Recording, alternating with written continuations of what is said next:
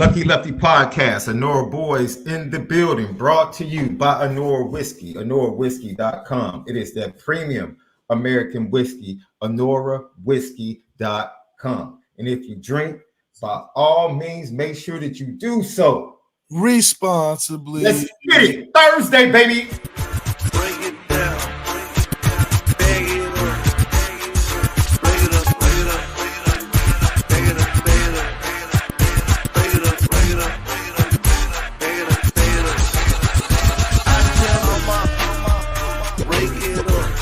Lucky Lefty Podcast.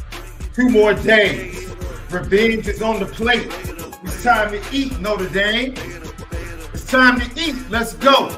Onora Boys, MALIK, ZAIRE, SHAUN Davis. We are in the building, ready to talk about this Louisville matchup. Mike DENBROCK, Al Golden.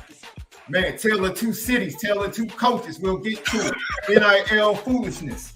We'll get to that as well. But let me tell you something. You know what I wear on my chest. You know what time it is. If you didn't think that I was going to start this podcast today, before I do it, let me just say we're brought to you by Onora Whiskey. Yeah. Get at us at Lucky Lefty Pod, TikTok, Twitter, X, Instagram. Follow us. Go ahead, subscribe, share, hit the like button. Lucky Lefty Network on YouTube. Audio edibles each and every day over at CFB Nation on Spotify and Apple Podcasts, Lucky Legends Podcast, Players Only Podcast, which was absolutely lit. You are missing out. Each week, former Notre Dame players, they have their own podcast over at the Patreon, patreon.com/Lucky Lefty Network. $5. That's it. $5 a month. You get access, audio, video, special stories. We're adding more content. We had JD Regis.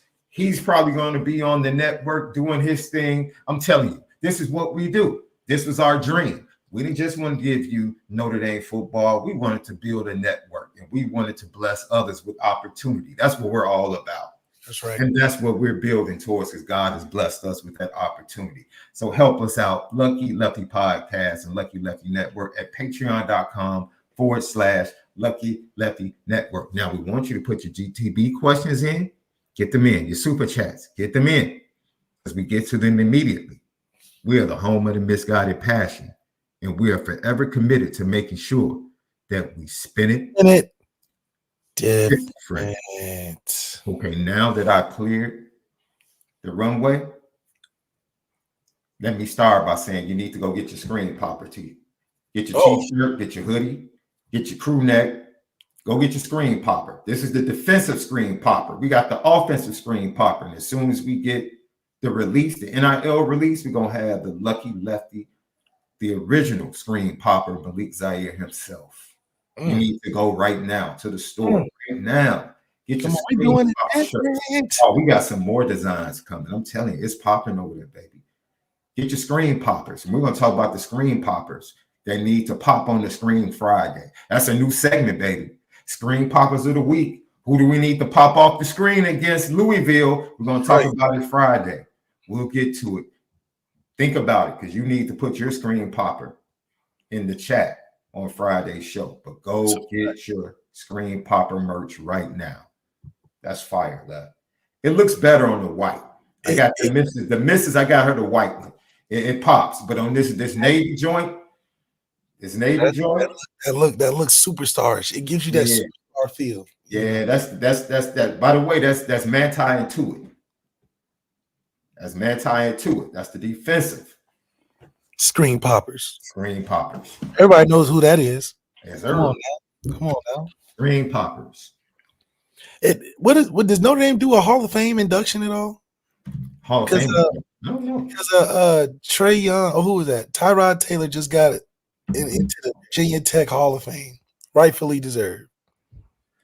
I'm sure.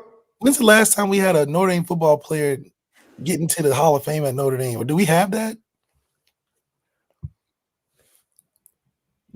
Because I'm like, man, Todd be in the Notre Dame Hall of Fame, right? I'm assuming.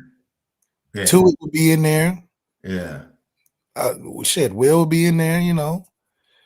I just don't remember us doing a Hall of Fame for Notre Dame football. Like, we don't have a Ring of Honor or nothing. Do we? I mean, shoot, that's. Oh, no. I haven't heard. None of my friends have been into the Hall of Fame. I feel like we have a lot of Hall of Fame inductees. Oh, you would. Quentin You would. Nelson, I know they have a beautiful hall with all of the championship trophies, all the All-American plaques, the Heisman trophies, Buckets Award winners, But yeah, Hall of Fame. Hall of Fame. Hall of Fame. No, I think Malik's. I think that picture that we have for your screen popper, is that from the LSU bowl game? I think that's from the LSU bowl game, if I'm not mistaken. Yeah, I think so. I think it's from the LSU bowl game. You already know what I'm about to do, Left. You already know. Clear the runway, boy. I rep for my city. Let me tell you something. You talk about Hall of Fame. Talk about Hall of Fame. I'm about to talk my talk today. Yeah. Shout out Derrick Rose, baby. There's a lot of fools out there. You darn right. You darn right. One of the top 5 all-time Chicago Bulls players. Top 5, and he ain't. Top 5. He ain't 5. Oh, he ain't 5. I'll tell you that. One of the top 5 all-time Chicago Bulls players, and he ain't 5. Is he in the 3? He ain't 5. He ain't 4. He ain't 5 and he ain't 4. Oh, okay. We know he ain't 1. I'm not saying he's 2. I'm not saying he's 2. I'm not gonna disrespect Pip. I'm not saying he's 2. But Pip don't have an MVP. That's all I'm saying. Wait, Pip so ain't got an MVP. Pip ain't got an MVP. What's qualifying as a top 5 Bulls player? Oh, is this influence? Is this influence in the culture? Dude, just go watch the game. I watched every Bulls player that come through. He ain't, dude. He's top 5 and he ain't 3. He ain't. Ooh. Oh, you can bring up Chet Walker, all the dudes, Norman Van Leer, all the dude. The longtime coach of the Utah Jazz. Yeah, all of that. That was beloved. Sloan. Oh, he's top 5 and he ain't 5. That's all he's I'm not saying. 4 and he ain't 3. Let me tell you something, man. Jerry Reinsdorf, you are on the verge. Let me just help you. Let me just take it away from you. Let me help you, PR. You are literally on the verge of having and owning the worst baseball team in the history of Major League Baseball. The history? One more loss. They will lose more games than any team has lost in any season. The worst team of all time. You need some PR help. The Bulls, DeMar DeRozan is gone. Yeah. You're dependent on, look, man, Lonzo Ball coming back off of 3 surgeries. If you don't raise that number 1 to the rafters, it's got to be raised and recognize Pudini. See, only people here in Chicago can call him that. Only cats from the South Side can call him Pudini. Y'all don't even know about that. If you don't recognize Pudini the way he needs to be reverenced in this city, in this city, you want to know how important Pudini was? See, I love Joakim Noah. Joakim Noah was great. I love Luol Deng. I love Gordon on that squad. Kirk Heinrich. The Bulls were the number 1 seed, had a better record than the Heatles down in Miami 2 consecutive years. Yeah. Before Pudini got hurt. Pudini got hurt, and they lost to the 8th seed without him, with 2 other All-Stars on the team. Pudini got hurt, and they lost to an 8th seed. That's all you need to know about who he was to that team. See, Pooh, let me tell you the thing. While everybody else was cozying up and rubbing the testicles of the king, Pudini said, I'm coming for you. I'm coming at you. Did he succeed? No. But he didn't have to stack a team to go at Bron. I'm going to leave it at that. Everybody else, Golden State, had to stack a squad. They stacked the squad. They did stack. They had to stack a squad. They knew what was up. Celtics stacked the squad. Pooh was like, nah, I'm coming at you. I don't care who I'm playing with. Whoever's rolling with me, that's they had Jimmy Butler, right? Jimmy Butler was a rookie. The Oh, second yeah, year. true. Dude, Jimmy Bucket, he wasn't ready for that. He wasn't Jimmy Buckets yet. No, he wasn't Jimmy Buckets yet. Now, if Pooh had never gotten hurt and Jimmy had come along, Bron would have had a problem. Bron would have had a problem. Yeah, that's what they say about George Paul. That's what they say about George Paul at the Pacers. If he would have had any Granger. Dude, I don't deal with that. I'm just throwing it out there because I know if was a fifth, we all be drunk. So we can always say if. We can always say if. D-Rose top 2 Chicago Bulls players. Sounds like you got idiots here in Chicago just taking shots. People that report on the Bulls. He doesn't deserve to have his jersey raised. Then who does? Who does? Who does? Yeah, who does? You talking about after he got hurt? Where did the organization go? They haven't recovered yet. He got hurt 12 years ago.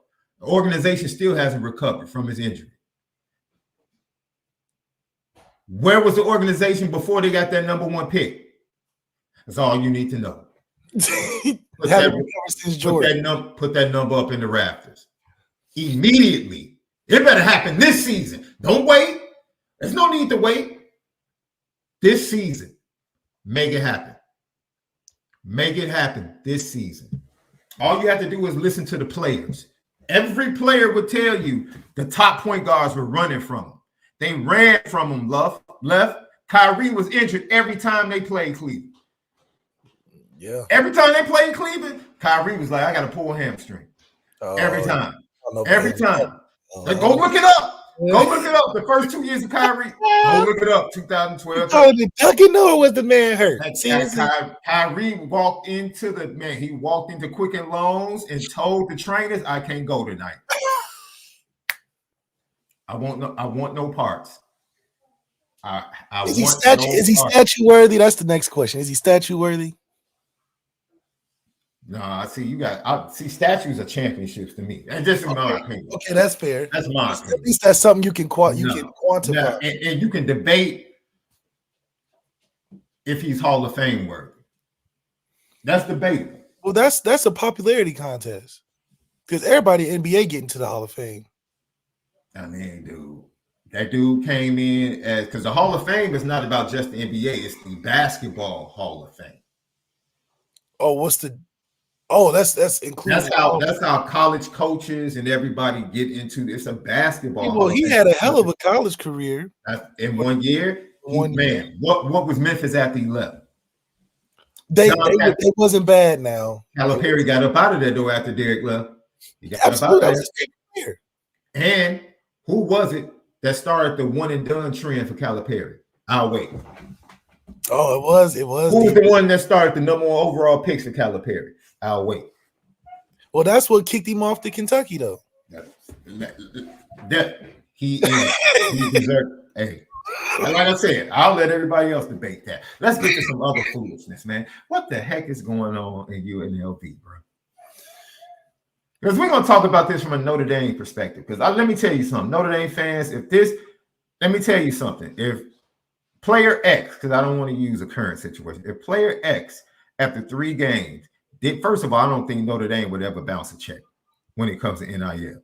I don't think so either. Yeah, so I don't think that would be a problem. But ladies and gentlemen, this is where NIL is, because you got programs that really can't cash checks talking like they can. And now with the new portal opening up days after the signing day in December, players are like, all right, I'll just redshirt and go get me another check. After 4 games, right? You basically just let me audition by leading UNLV to a 3-0 record. So now I'm about to go ahead and get an even better offer from an even better team. That, and then Bear Alexander at USC. Come on. Now, what's that about? Oh, dude. He gets shamed by losing to Michigan that much? No, he saw the writing on the wall. Not the 2 D tackles they had outside of Bear are terrible. My point is, Bear should have never let. Bear was impatient. See, let's talk about this. Bear was impatient because he wanted to be the dude at Georgia. But you're surrounded by talent, bro. It's hard to be the dude at Georgia unless you And see, physically are 6'6", 360 and run a 4.5. It's like it's hard to. They but got this is over there. the only. There are 2 rooms at Notre Dame that are very Georgia-like. O-line, tight end room. No, not O-line, not this year. Oh, you talking about right now? O-line next year? Because we'll talk about it. Anthony Knapp might not even start next year. No. He's a starting left tackle. We have the chance. Anthony Knapp might not even be a starter next year. No. That's a reality. Yeah. So you're right. Next year, the O-line, Georgia-like. The running back room, And the tight end room. And the defensive back room. Very Georgia-like, right? Let's be honest. Jay Mickey, he made a decision. Right on the wall. Yo, his snaps are being taken. And it's not like it's being taken and like you can get them back. It's like, no, we can't let these guys sit on the bench. Like, we just can't. We can't. And it has nothing to do with we not liking you, or hell, it ain't even about them necessarily beating you out. And even if he felt like he was better than certain people, then go prove it the next offseason. Right. That's where that 4-game transfer comes in for me. Is when you don't, like, for instance, I would have possibly did a 4-game transfer after the SHAUN thing, or in 2016, or because then you're just sitting on the bench the whole season because they just gonna be like, we're just gonna rock until the wheels fall off. Yeah, and that's what coaches do. I get that, especially So I'm glad they have a 4-game cutoff. That's how it saved Prince Collie. It saves a lot of guys in situations where the window is closed, right? Bear Alexander's is interesting because you went there to beat a man. right. So how does that work? You know what I'm saying? You going out early as if you have an ample amount of. I think it gets worse for a guy like Bear, where it gets better for a guy like Jaden Mickey. Like the stock rises and falls. Yes, Bear will get some attention, but you got more questions than anything. Notre Dame, Jaden Mickey will be a hot commodity because they're gonna look at that room and be like, man, everybody in that room is kind of special. So if he was in that room and couldn't hang, whatever he couldn't hang with, probably could hang over here. Hell, look at Ryan, the guy that left this year. DB went to UMass. Yeah, he's doing well. Clarence Lewis is doing well for Syracuse. Well, Jay Mickey, let me see. Let me think about this. Could we use him? Could my Illini use him? I don't know. Y'all hot right now. That's what we put out some pretty good DBs in Illinois. Let me talk. He got Houston Griffin down there. What's up, Ryan Roberts? Let me talk my turn. We got Cox who had that interception against Nebraska. You know what I'm saying? We got X as safety. You got nicknames now. Illinois, we do the defensive backs pretty well. We got our boy Houston Griffith over there recruiting that Andre Lovett coming from Chicago next year. We built a little factory down there. Yeah, it might be a little tough for him to come in there. So I don't know. JJ Mick, you might not want to come to Champaign, baby. I don't know. I'm just teasing.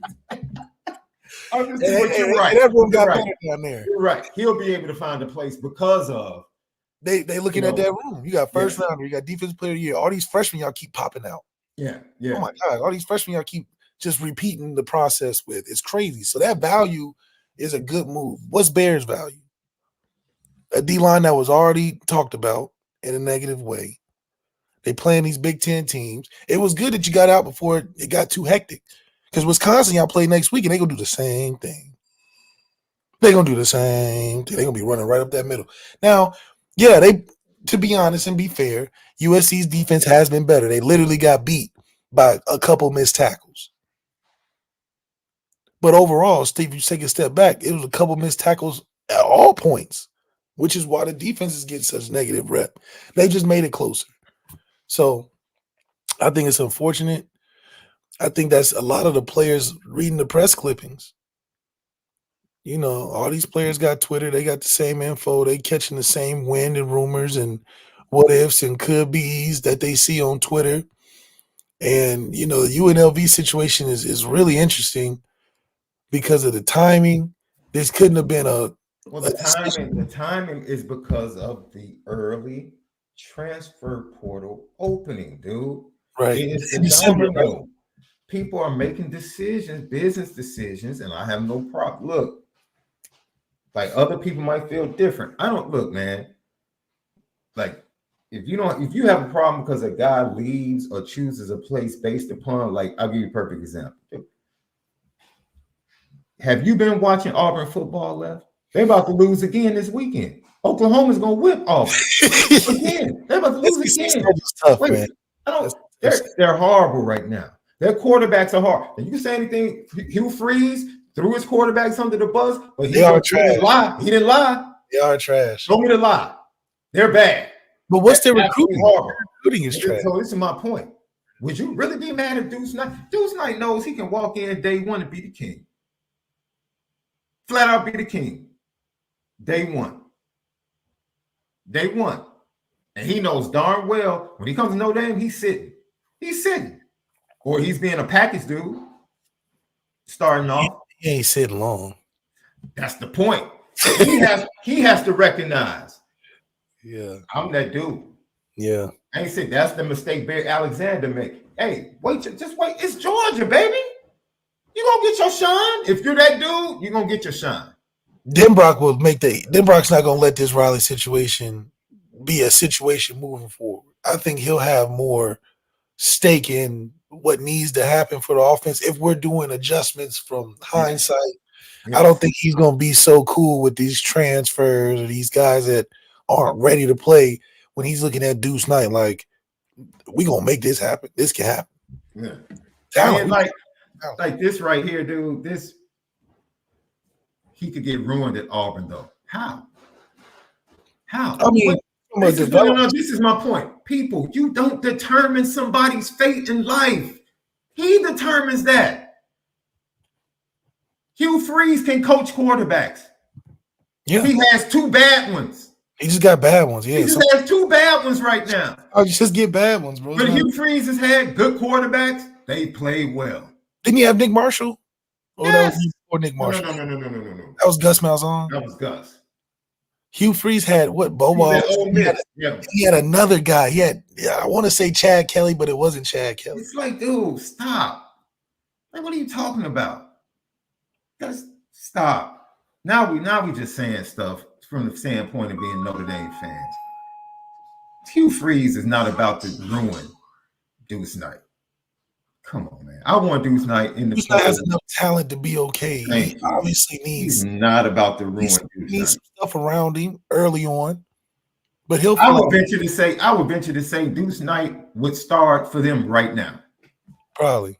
If Deuce Knight left high school right now, he would start and give them better quarterback play right now than what they had. Now they do have other issues now on that offense. Oh, absolutely.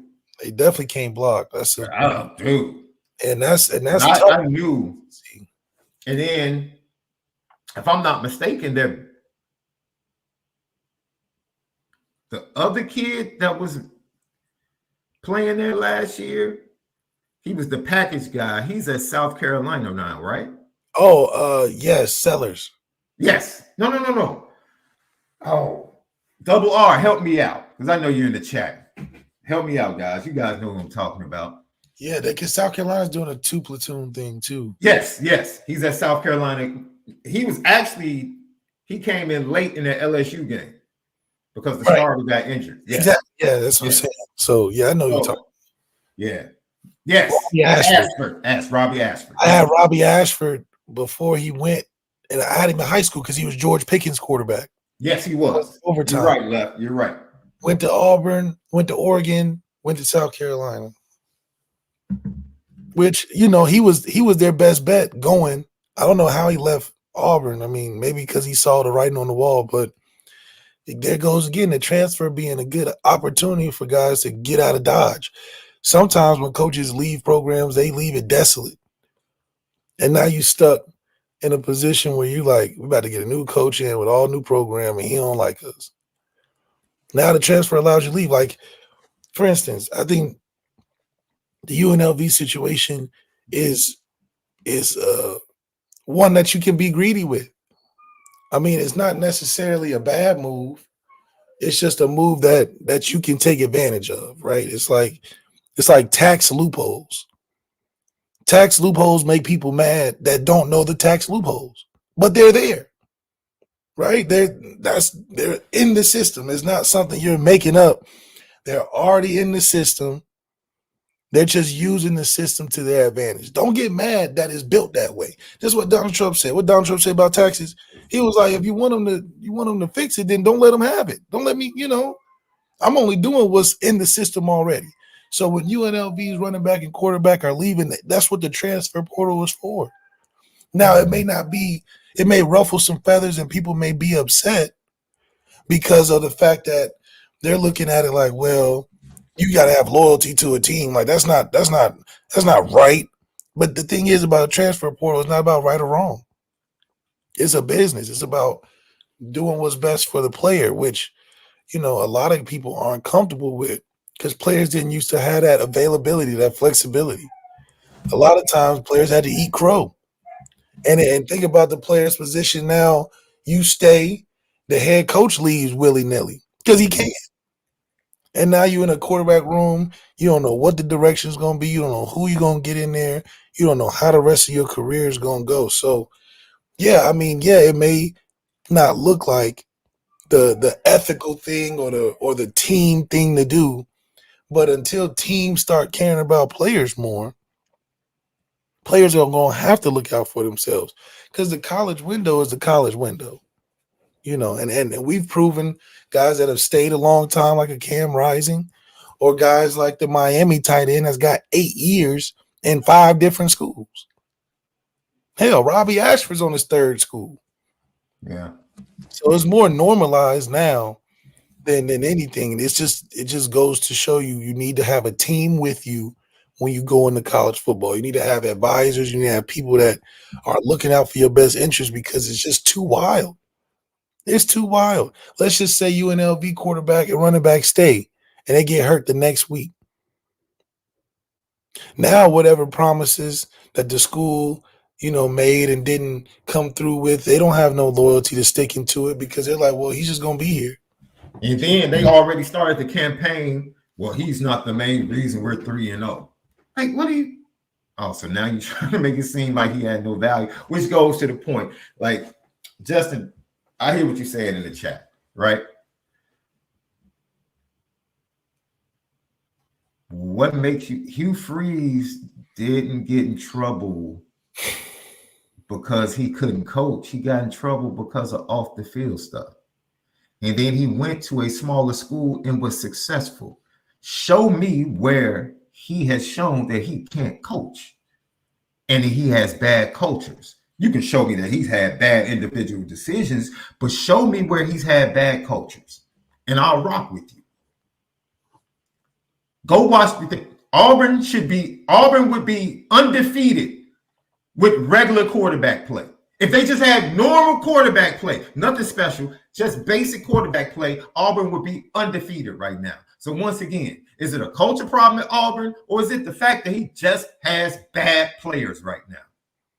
Well, everybody likes to point to, the excuse of is something else, which I think, other things play a factor. But in reality, this is a quarterback game. That's all I'm saying. And we at Notre Dame can use the same scale. As much as y'all try to cover for this man has made life a lot tougher from his play, not from blocking and catching and running and tackling. His play Freeman is in the exact same place that was at Clemson. With Cade Klubnik. No. I'm talking about before he got, well, we have to recognize the OG. Before Deshaun. Oh, Taj Gibson. Taj Boyd, sorry. Taj Boyd set it off. And that went to Deshaun and that went to Trevor. Marcus Freeman, you did say Taj Gibson. You're thinking about the Chicago Bulls. I understand. It's D Rose Day. You're thinking about Taj Gibson, top 10 player for y'all too now. Man, stop lying. He was a captain. Left. Come on, man. He Now played you on great Bulls Now you teams. trolling. I got a bunch, dude. I got a ton of Cleveland Cavaliers jokes in my back pocket. Come on, dog. Come on, dog. Don't start trolling. Don't start trolling. Come on, bro. I love you too much. Oh my I love you goodness. too much. We don't need the Don't make me Cleveland do players. it. We don't need the Cleveland players. Don't Come make, on. I got Craig Elo jokes in the holster, bro. In the holster. You know what I mean? You know? Leave Quicken Loans Arena alone, man. We helped Ron Harper. We was like, Ron, look, man, we understand. We understand what Hey, I definitely helped my guy Ron Harper. Shout out, we Dave. understand. He got him to a We good understand. We understand. Lucky Lefty podcast. But no, in all seriousness, man. But, ladies and gentlemen, I understand your frustration as fans with what we're going on. And like most things in life, this is not to absolve the players and how they're acting, and to say that the players have no fault in this situation, whether it's current players or whether it's recruits. All I'm telling you is this started with the immaturity of the adults in the room. Like most things with children. Yeah. Like most things with children that we see play out in the world, it starts with immaturity. The adult's response to the situation. Yes. And they responding very kid-like.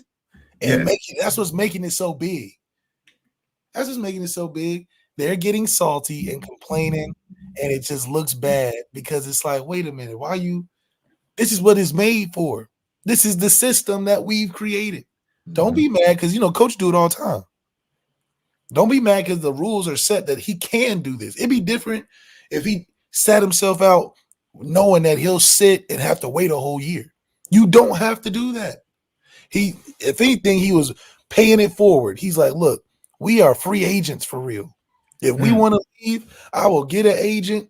The agent is going to advise me, maybe good or bad, but we're going to listen and we're going to make moves. That's the business of college football these days. You got to go in there and find moves to make. Because guess what? They're recruiting a guy in your position every year. Teams need quarterbacks that are talented. And if you can elevate and get more money, what are we talking about? Yeah. That's what the regular recruiting process is, except now you're not coming from a JUCO. You're coming from a D1 program. If he was a JUCO quarterback, nobody would care because JUCO quarterbacks do it all the time. Now that he's in the consideration of a good team, we just never seen a good team. We see receivers do it all. Nobody cared when Isaiah Bond left Georgia. Left Alabama to go to Texas. Nobody cared when Don Mitchell won a championship and left the next year. Nobody cared when Jermaine Burton. Oh, that was a great business move. Yeah, I was a championship. I'm going to get my check. And went to Georgia. Yeah. What are we talking about? Yeah. Receivers do it all the time. Yeah. Next thing you know, Isaiah Bond doing this in front of a Lamborghini at Texas. And see, this is where, like I think it's Brad talking about, and Hugh Freeze also came within a Hail Mary of beating Alabama and keeping them out of the playoffs with two bad quarterbacks. So don't tell me Hugh Freeze can't coach, dog. Stop. We have our own coach that has a list of bad losses. So don't pull up Hugh Freeze's first bad loss at Auburn. And we got 3 years of bad losses. We throwing rocks in glass houses now. We're throwing rocks in glass houses. We're throwing rocks in glass houses. And right? Bailey Brad, Liberty has a quarterback. Caden Salter. Thank you, Left. Thank you. Thank you. If Salter had left at the same time, what would Liberty be? Thank you, Left. Yes, Liberty be trash. Thank you. Name me a great coach that didn't have quarterbacks. Name them. I don't care if they were running a wishbone back in the day. They had a great wishbone quarterback. Name it. That's right. Name it. And that's also where I like to talk about the difference with I thought Caden Salter was that Caden Salter had to be able to stay because he knew that the offense around him was supporting for next year. Maybe the UNLV quarterback didn't think that it would be supportive of him moving forward because he's like, I want a different opportunity. I want to be seen in a different offense. That's okay. That's a great aspect, Love. Caden Salter was very wise. Caden Salter was very wise because I know teams came after him. I know NIL checks were really big. And Caden Salter said, you know what? I'm not about to fall prey to that 1 year thing of having to learn a new system, walk into a new locker room. I'm just going to stay here with my guys. This is the best place for me to be. Caden Salter is one of the good stories of this NIL era.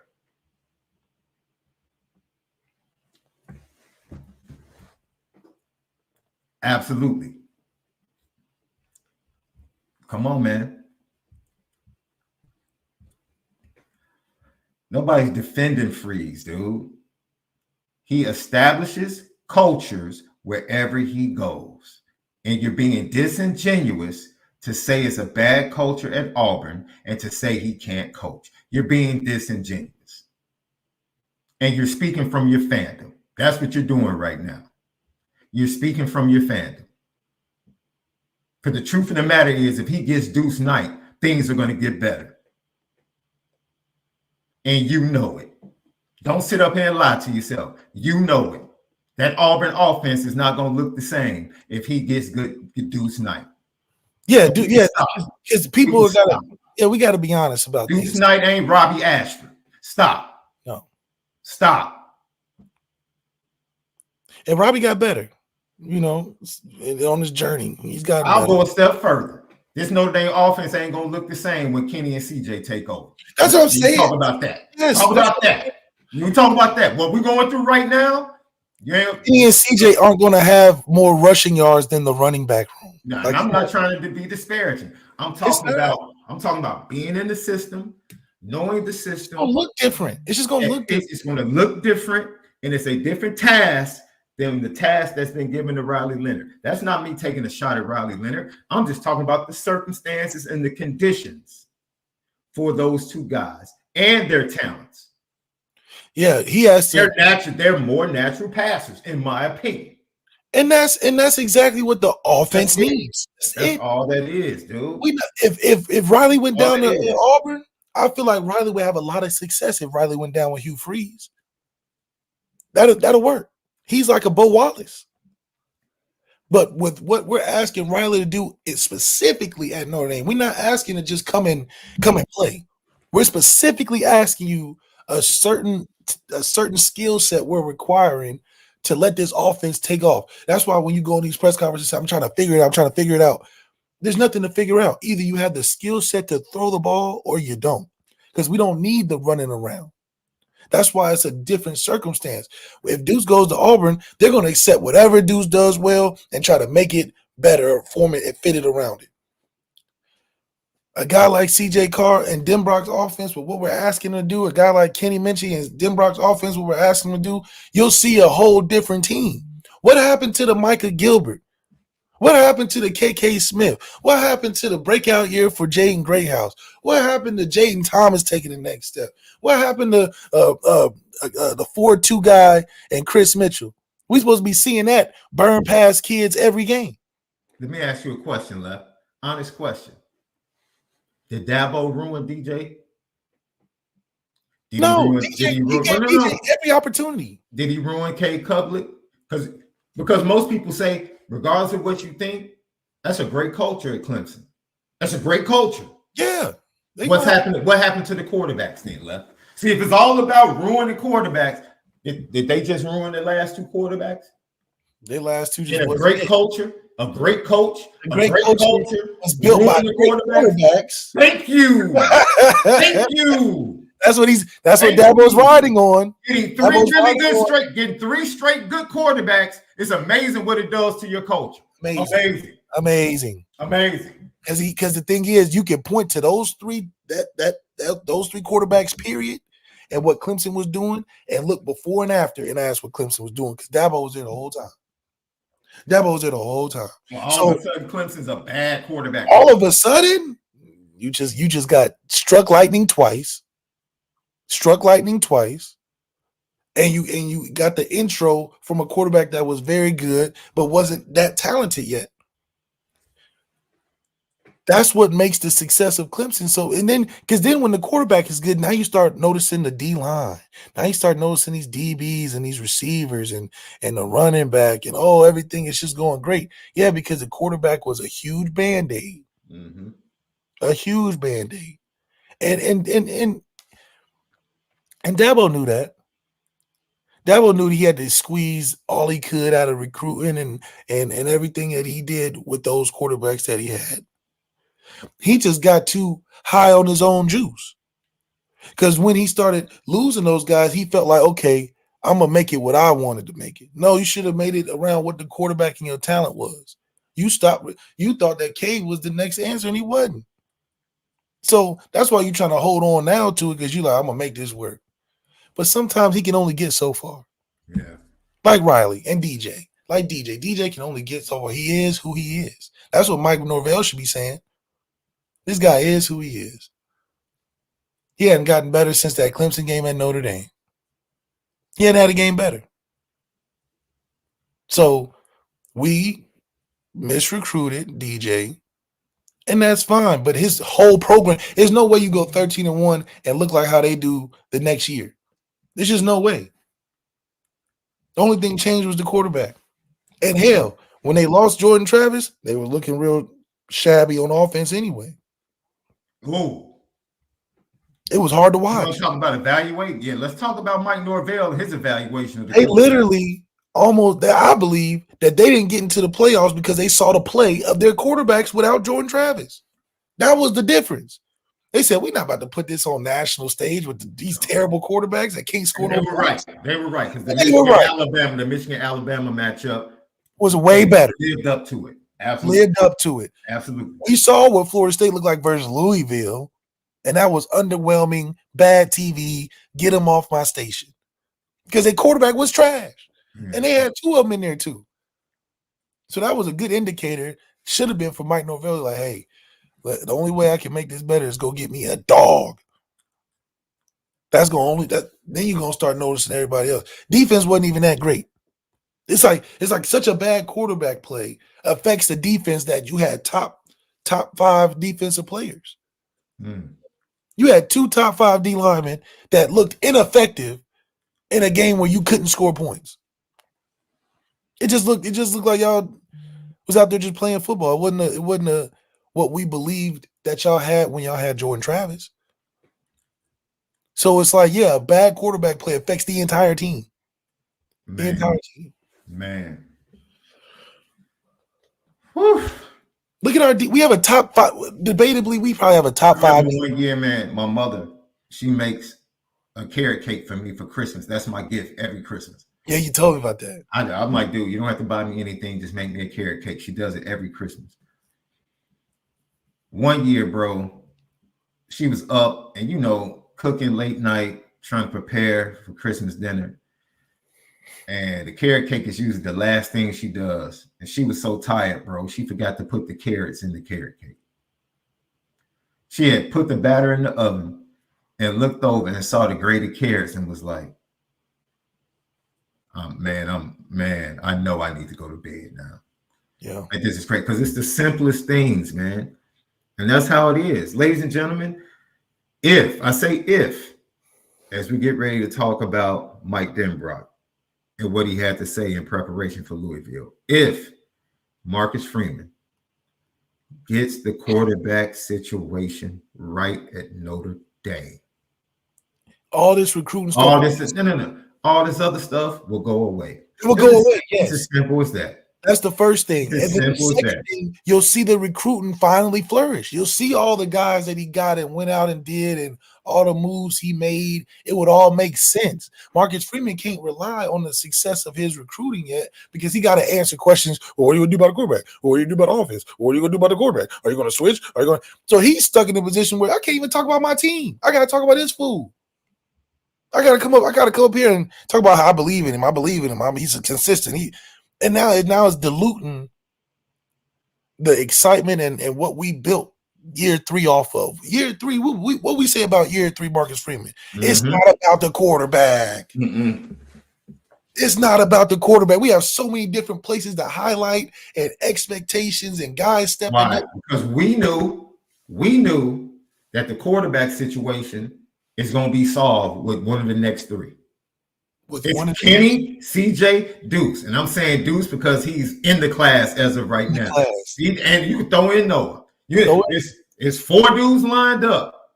They can all do the job. All of them All of them are naturally more talented than anybody else at throwing the ball that's come through Notre Dame in the past 5 years. And that's why we say it doesn't matter about Period. the competition. You can throw CJ in there, Steve in there, Kenny in there, and they can get the same production out of that position because there's more skill at passing than we've had in the last couple of years. So that's been taken care of from a recruiting standpoint. Even the deuce is not there. Just CJ and Kenny, ladies and gentlemen, there will be elevation in the passing game. Not because they're better than Riley Leonard. Listen to what I'm saying. Because the situation and the nurturing and the foundation is a lot different for them than what Riley Leonard has had to go through. We talked about it being unfair, asking him to do things that don't necessarily fit what he is. The injuries, the time off, the sharing of reps, not getting him ready to go, all of that matters. We told you the best thing I saw. This is Marcus Freeman. Ladies and gentlemen, last year, during team periods, everybody was on the same field except for maybe some people working on special teams. Everybody was on the same field. Quarterbacks were just standing there watching. This year, the two youngsters were running plays on the other field as the top two quarterbacks were getting their reps in. Yeah. Marcus Freeman knows. He knows. And to be honest, my eyes were on the far field the majority of the time because the passes looked a whole lot better. Yeah. Like while everyone else had their eyes on the team, I'm looking like, yo, that's a dope pass. Man, that was a great pass by Kenny. Ooh. And I'm narrating, and everybody's looking at me like, man, what are you talking about right now? I'm talking about the future, dog. This right here, this ain't it. Already sold up. It doesn't take me long to recognize this. Nah, that's it right there. Yeah, that's the future. That's the takeoff right there. So look, that's where we are. And we thought this season would be a little bit different, but you know what? You're gonna have to grit and grind your way. Memphis Grizzlies style back in the day when they had Marc Gasol and Big Zebo. Grit and grind, baby. Grit and grind your way to 10, 11 wins. At the end of the day, you won. Hey, a win is a win. Win is a win. That's right. Win is a win. That's all you have to do. Win is a win. We'll worry about the offense taking off from a passing game. Ladies and gentlemen, we already know what it is. We already don't even start. Forget don't be angry about it. Oh. It is what it is. It is what it is. Cool. We know what's coming, though. We know exactly what's coming, and that's why I'm not too concerned about the direction. I just hope Marcus Freeman can survive the storm. Yeah, that he put himself in. You know what I'm saying? You put yourself in. He put himself in. But you can also save it. I think the more you try to roll out in a schedule like we have, the more you try to roll out the talent that you do have that can make a difference from a skill set change, the more you can take off your plate of having excuses for things that everybody sees isn't working. Everybody sees it. You got announcers seeing it. You got the fans seeing it. Mm-hmm. You got the other coaches on the staff that see it but aren't saying nothing. Well, they're saying it in code. You know, you're seeing it in their frustration. So you can alleviate that by having a plan to roll out guys that you've actually developed. Get Gino Gaduli more involved. Get that quarterback room more activated. Hell, I wouldn't mind seeing two quarterbacks versus Louisville because I know we can beat Louisville. Louisville is not an Alabama matchup. Man, Louisville, dude. Come on, man. I watched that Georgia Tech game. I don't know what Haynes King was doing on that front. You backed up. Silly mistake. Throw a lateral. Silly mistakes. Silly mistake. He on his Will Levis. Stop field goals, miss field goals, stop fourth downs twice inside Louisville's territory.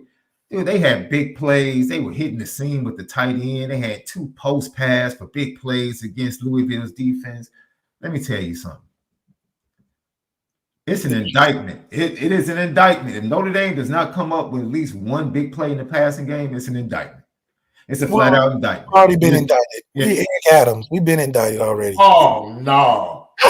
No, not Eric Adams. We indicted already, like Eric Adams. First day out. You saw Twitter going crazy. Them putting up still shots of receivers standing still wide open down the field. Like, are you saying somebody needs to walk up on Riley Leonard on campus and just take his phone? Like, yeah, we're gonna need this up off you, dog. They gonna have to. We need the information. You throwing games. What is it? What is it? What is it? Because we gotta investigate this because this is too crazy.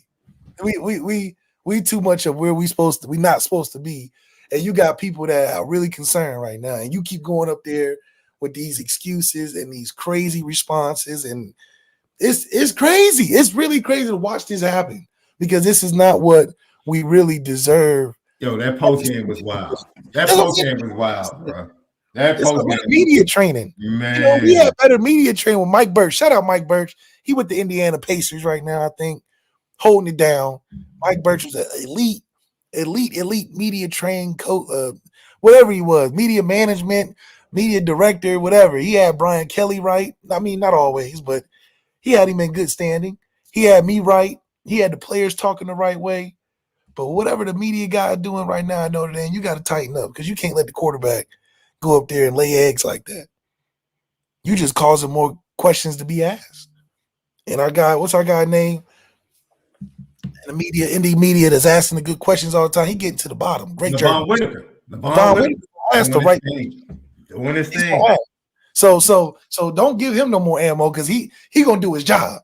He gonna do his job. So it would be nice to see, as much as we like putting young guys in on defense. See, it's a total difference. We see young guys flash on defense. Why? Because the structure's set. The defense is catered enough to allow young guys to come in for a few plays and make something. It's so set, Left. It's so set that it exposes the average cats. The coach on defense is so set. You can't be average because you will. You get exposed. You get exposed. Especially when young guys are coming in and making plays. How these young guys coming in off of the bench making plays? I'm not trying to be disrespectful. It was a lot easier for Jack Kaiser to blend in with JD and Mayer. It's hard. Real easy. It's hard for him to blend in now. It's too many flash plays, too many great plays being made. Too many plays where you're like, wow. Plays being made. And then so it's like we said to say, that's why Maris and JD and Aldrich Estime had to see the writing on the wall. That's why we love Aldrich. We love Aldrich. He's not doing them Jeremiah runs. Ooh. We saw Love make a couple runs. I'm like, Aldrich not doing that. And I'm glad doing that. I'm glad Aldrich ain't in that position where we have to decide. Don't put us in that position. Aldrich, we love everything you did for us. You a 2,000-yard runner or something crazy. You put in work. But this cat is not a good fit to be Batman and Robin. He got to be Batman right now. And he's doing it now on what I think is limited carries. He could easily be a 200-plus yard running back if we cut half of Riley's destined runs. If we just cut half. Yeah. He's hitting 100 before half if we just keep giving him the ball. What was he at, like 130 on 7 carries? Something crazy. Mm-hmm. So if we just focused on, okay, let's make this about Love and then everybody else get involved. This man could be a Heisman candidate. Mm-hmm. But we want to make it work so much with Riley, and I get it, I get it. But at what expense? And we're getting into points in the schedule like Louisville, where Louisville's dying and begging us to hit some plays down the field. And if we don't hit them with a team that's at least better equipped and better than Miami, it's gonna be real bad. We can't go in there and play like we did against Miami and NIU versus Louisville at home. They won't. At least at the start. I think they'll be fired up at the start. But when Louisville hits back, now we're gonna see. Now we're going to see. And Louisville's offense hits back. Well, Yes. we can't just hold teams to 12 and 6 and 3 points. Louisville's going to score at most in the 20s. At most. That's a good day for Louisville. If Louisville gets 28, can we score more than 28 on offense? That's the question. No. It's 24. No, it's definitely going to be a collective. Special teams, everyone's going to have to contribute. No, but I'm saying this is going to have to be a team win. Are you worried if Louisville can score 28 points on offense? Are you worried? I'm not. First of all, I don't think Louisville can score 28. That's right. I hope not either. But I know their offense is better than Miami's and NIU. They put up 31 against Georgia Tech. They're not scoring. Yeah, they're not scoring 28. And that's even more respect to our defense. Like, we are literally the 2000 Ravens. We are saying it's the issue. Notre Dame just don't. If Notre Dame plays smash mouth football, hit the opportunities in the pass game, they don't have to throw the ball 20 times. If they throw the ball 17 to 20 times, we should be good. And they're not, even if they're not at 65% completion percentage, just hit the big play opportunities, the 1 or 2, run the ball. Louisville has struggled stopping the running quarterback this year. So that's something you can go to. Let me tell you something. Joe Rudolph, you need to have a discussion. I understand, but at this point, you're 4 games in, bro. They're not freshmen anymore. No. They're not freshmen on the left side of the offensive line. You better let Anthony Knapp know, hey, bro, you don't get a full game to be that bad. We're gonna put somebody, man. They need to pull a Lou Holtz. Hey, son. Hey, son. It's our fault. It's our fault. We made a recruiting mistake. It's our fault. But we're gonna take care of that. We'll take care of that. We're gonna solve that. Notre Dame's at a place where we're not here to test guys out. No. We're not testing guys out. We're not giving you a bunch of options to go out there and lay eggs. And then, no, we are next man up. That's how we've been built for the last 20 years. Yeah, hey, look, I'm very understanding. I'm very understanding of you being young, but it's like no. That. But this is not this. You got to come halfway baked. That's just what it is. You got to come half ready. Mm-hmm. Where we not starting from scratch with players. If you coming over here, you got to be half baked. Where we just fix you up the right way. You half baked as in come as the baked potato. We'll add the sour cream chives and baked bites, and we'll do all the cheeses and double bake. We'll do all that, but you gotta come ready. Because when we split that potato, we're trying to add in.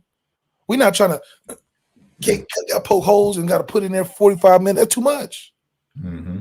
That's too much. We need guys like Carson Hobbs. That's a baked potato ready to be added with chives and bacon bits and cheddar cheese. He ready. In a tinfoil ready. But if we gotta put you in that hot water and let you boil for about 45 minutes. Yeah, bro, we need to see some accountability because the freshmen are being held accountable. You held KVA accountable after that Purdue game. Absolutely. You held him accountable. You made him force his way back into that early rotation. You made him accountable. Hey, I need to see him accountability. Like they said, you missed the story on Lucky Legends this week. Lou Holtz, Willie Clark, #1 running back in the nation, true freshman, was about to get carries against Michigan State in pregame, and in pregame warm-ups, he ran the wrong way on a play. He didn't play in the game, and the next Monday, they switched him to defense. Lou Holtz wasn't playing that. Come on, man. Are you that unfocused? Like, this is your opportunity. This is about to be your launching point for your career here at Notre Dame as a running back. And I can't even trust you in warm-ups. If I can't trust you in warm-ups, I'm not putting you on the field. I'm not putting you on the field. And I'm sorry, man. Can't have back-to-back weeks of struggling in pass pro at the left tackle situation, the most important position for the comfortability for your quarterback. And then just nothing. We're just we're going to keep allowing that. We're going to rock with that. We're gonna rock with that? Come on, man. Nah. At some point, some pressure needs to be applied. Some pressure needs to be applied. Period.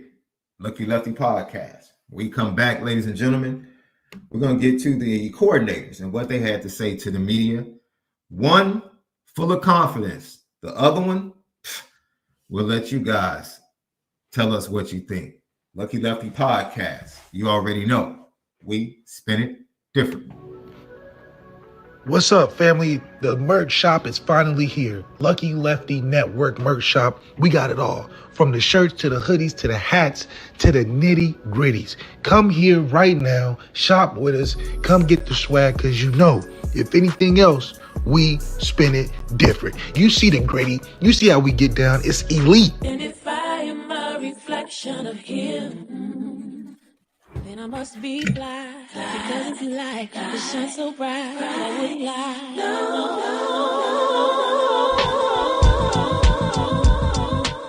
Lucky Lefty Podcast. Get involved with the merch, the new screen poppers, t-shirts, hoodies, crews are up. Lucky Lefty merch. This is the defensive screen popper, man. Get ready to tell us who the screen poppers this week are for you. Against Louisville on Friday's show. MALIK, ZAIRE, SHAUN, Davis. Twitter, TikTok, Instagram at Lucky Lefty Pod. Patreon.com/Lucky Lefty Network. $5 a month gets you the Lucky Legends podcast and also the Players Only podcast. Apple Podcast, Spotify, audio edibles each and every day. CFB Nation. Subscribe to YouTube. It's where all of our great content is hosted. Don't only subscribe. Make sure you hit the thumbs up. It helps with the views. Leave your comments and questions. We respond to all. Home of the misguided passion. Forever committed to making sure that we spin it different. So left, Mike DENBROCK, get your GTB questions. If you have a GTB question, put it in the chat so we make sure that we identify it, label it, and then we'll bring it up during the show. Thank you for your super chats. Thank you for how you guys continue to support. Man, ND9, you're over there on, you heard the story. Yeah, Lou Host, I can't, man. I can't do it.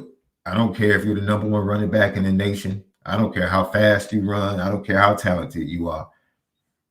I can't. And we're here and talk about practices and allowing things in practice. And I guess we can allow mistakes in practice like we did last week. What are you talking about? So I don't have time to waste thoughts on the culture at Auburn. I'm too worried about the culture here. What are we talking about? Mistakes? We're allowing mistakes to just go in practice? Nah. Malik said it on the podcast, Lucky Legends podcast, and on Players Only. Like, dude, Brian Kelly literally stopped practice and just cussed him out in front of the entire team. Just cussed him out. Like, what are you doing? Start it all over. No, we're not allowing that. You can't allow that.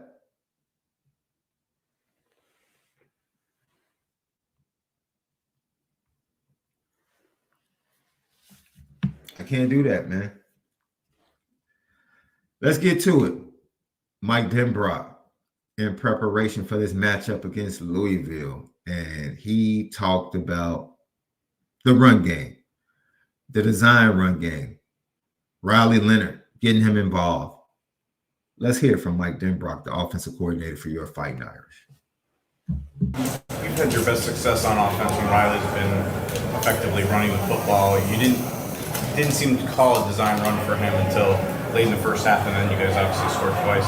What went into that decision? Was it trying to get the passing game going, or was it just kind of the game plan going in to not go with those design runs early on?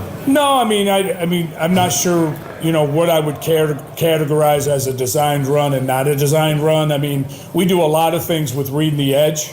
and if the edge tells him to keep it, is that a designed run or not? I mean, to me, yeah, it is. If the end closes really hard on the back, that's a designed run for the quarterback. So, it kind of goes back to a lot of questions have been asked about, why not feed the backs more carries? I mean, some of our read zone things that we do and some of the edge read things that we do in the run game, it's either a give or keep by the quarterback, and some of the carries that he ends up getting maybe should go to the back, and some of the carries he gives to the back should maybe go to the quarter. I mean, it's a balance, and every week it could be just a little bit different.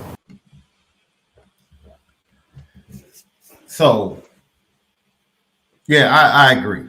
I think there's been a lot of conversation with the running backs, or people feeling like the running backs are having opportunities taken away from them because the lack of the passing game, and because the only way that Riley Leonard can be activated is through running the ball. Is that a deficit offensively? I understand if you feel that way. I will not argue that point with you at all. You won't get any pushback from me at all. Oh, you gotta play it one more time. One more time to DENBROCK. One more time. All right. I'm gonna play it, and then I'm gonna let you rock out to it, Left, because I understand why everybody's frustrated by exactly what Mike DENBROCK said right here. You've had your best success on offense when Riley's been effectively running the football. You didn't seem to call a design run for him until late in the first half, and then you guys obviously scored twice. What went into that decision? Was it trying to get the passing game going, or was it just kind of the game plan going in to not go with those design runs early on? No, I mean, I'm not sure, what I would categorize as a designed run and not a designed run. I mean, we do a lot of things with reading the edge, and if the edge tells him to keep it, is that a designed run or not? I mean, to me, yeah, it is. If the end closes really hard on the back, that's a designed run for the quarterback. So, it kind of goes back to a lot of questions have been asked about, why not feed the backs more carries? I mean, some of our read zone things that we do and some of the edge read things that we do in the run game, it's either a give or keep by the quarterback, and some of the carries that he ends up getting maybe should go to the back, and some of the carries he gives to the back should maybe go to the quarter. I mean, it's a balance, and every week it could be just a little bit different. And I get that. We got a lot of inside zone reads. We got some bashes where we pull in the guard. We got some things where it keeps Riley a threat. But that all fits into that being a package. Let that be a package then. Because you're treating that as the main offense, and it neglects everybody else on the team, where you're doing something that is a fit and a scheme, but it shouldn't be the identity of our offense. And that's the disconnect between what the fans are watching, what Marcus Freeman probably wants, and what DENBROCK probably wants. Right now, the Notre Dame offense is doing what's working. They're not working off an identity. We're doing what's working. If we can get enough times to do read options where we putting a defender in a tough spot because they know about Jeremiah Love, they know Riley can run. If it's not broke, don't fix it. And as a guy of DENBROCK's caliber who is already frustrated, he can't open that thing up. Already frustrated, you can't get outside the hashes and bomb them and run around and do the stuff you've seen from last year with Jaden Daniels. He's going to do what's working and then go from there, like any regular college football coach would do. So, yeah, if you're read optioning, hell, whatever Riley reads is the read that he makes. Now, if you're identity focused, we're getting the ball to our playmakers, we're knowing the strength of our team, you calling the game a different way. But to me, he's calling it based off of what he can do, not what is the team needed. And if you don't do that, where you're giving Riley the option on read options and quarterback run game and that whole thing, what are you going to do? You see what I'm saying? There's it's like, yeah, it's easy to say, let's do something else. But if he can't do what he's making his fame off of right now, what is DENBROCK going to call? So if I'm DENBROCK, hell yeah, sometimes the league requires him to keep it. We trust that he can run forward for about 6-7 yards. Sometimes it requires him to give it. But if we don't do that, we have nothing else. Nothing else to hang our hat on where Riley can just not overthink it and play football. His read option is in taking off that red jersey is his specialty.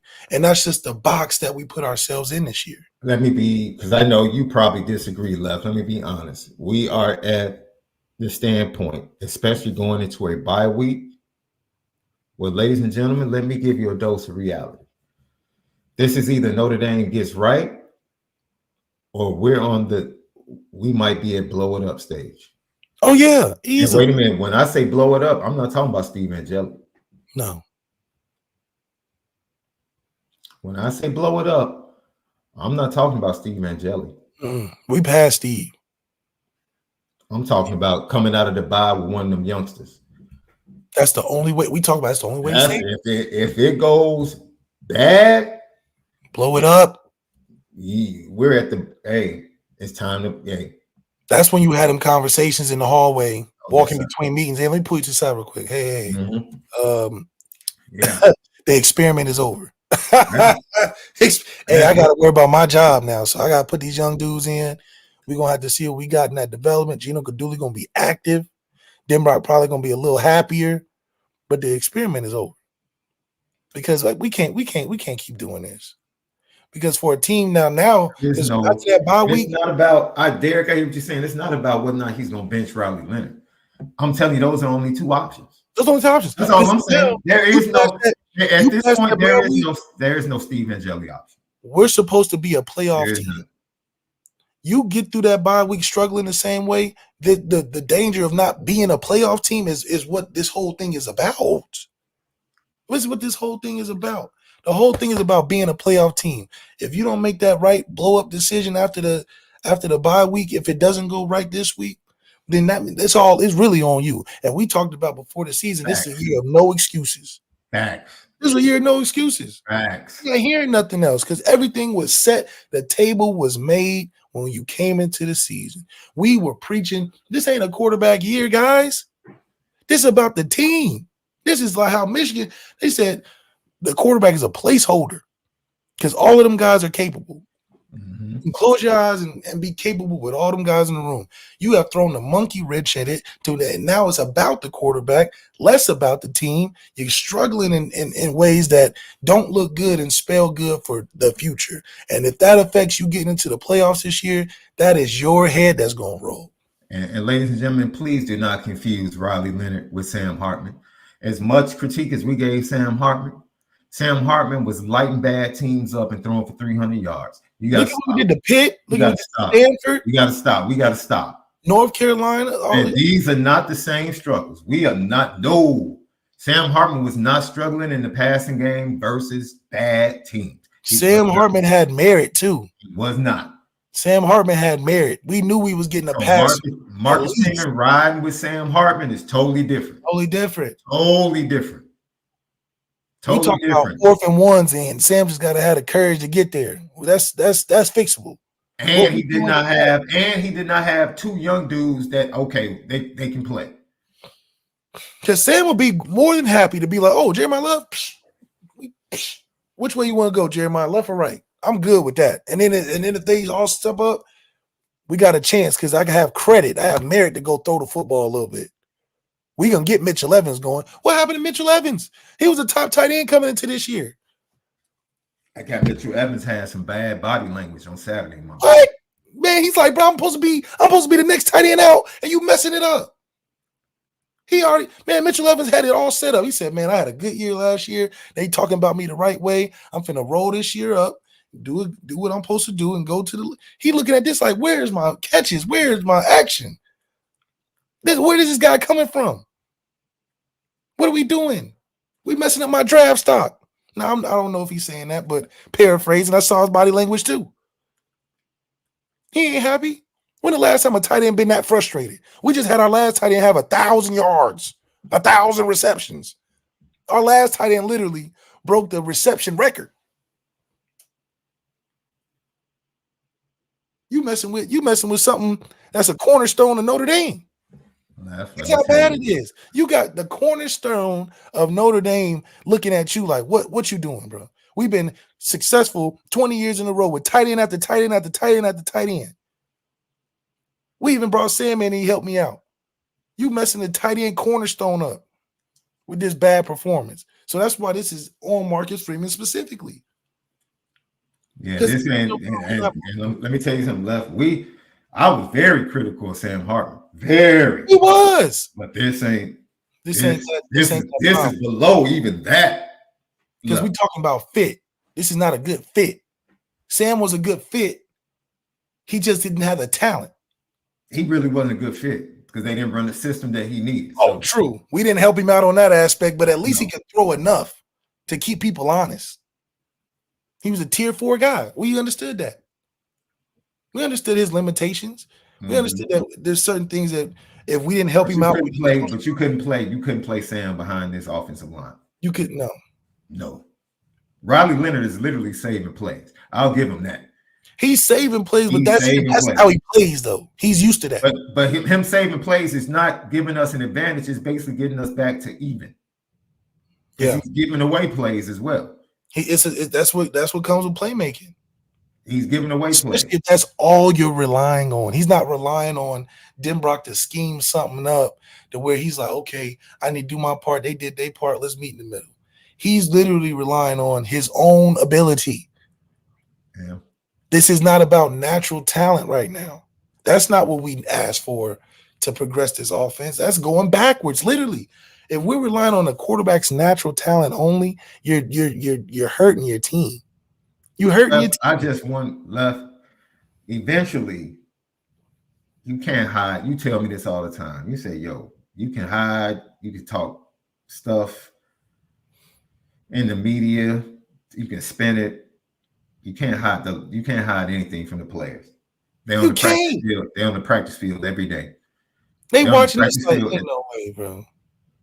If you got the tight end room upset with you, it's a huge, huge, huge problem. I know the tight ends love me. Durham Smythe, my guy. Troy Nicholas, my guy. Ben Koyak, my guy. Alizé Mack, weird, but my guy. He was all over the place. Who else we had? All our tight ends were cool because that's the room you need. So when you come in Notre Dame as quarterback, that's the room you go to first. That's where you got to make friends. Them the dudes are going to have your back. So if you losing that, next is the O-line. You losing 2 cornerstones that make Notre Dame great. You hurting the team, not just that's my point, Love. At what point does the team start to? But you know, Notre Dame's a good. We home of the good stewards. We ain't gonna make you feel too bad. I don't know. Them sophomores, they seem different, bro. Them sophomores seem a little bit different. The sophomores, like, hey, man. The sophomores aren't playing with you, like, because they don't know enough to be like have that revered respect yet. They looking at this like I'm looking around all the sophomores making the plays. What's that conceited GIF? Your boy Conceited from Balling Out, his GIF when he's like, yeah.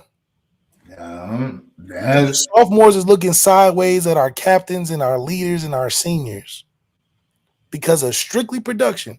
All these guys are great dudes in the locker room, great guys going to do amazing things. But strictly from a on-field production, you can't have those sophomores looking at them upper class crazy. I know what I would say. That's what break down. And Marcus can't have that. That's why we say in bye week you got to make that change because you can't go through this halfway of the season and have the younger class looking at that upper class like, how y'all still playing? How y'all? All I see is us making plays and y'all having to bring y'all up. That's where teams get divided. And Marcus Freeman can't lose that aspect. No. Because there ain't no point of return then.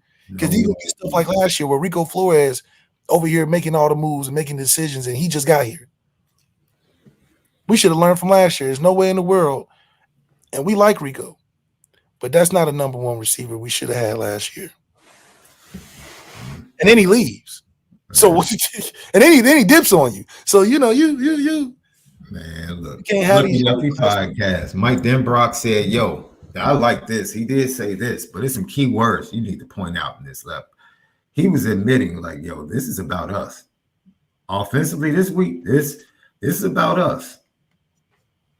He's a problem, and you got to make sure you're accounting for where he is. Very aggressive player, gets off the ball really well, plays well with his hands. Their whole defensive line, I think, does a really, really good job of controlling the line of scrimmage, and that's going to be a key to the game for us. I mean, we're an offensive line-driven program. We've got to win the line of scrimmage, and that's a key to winning the game.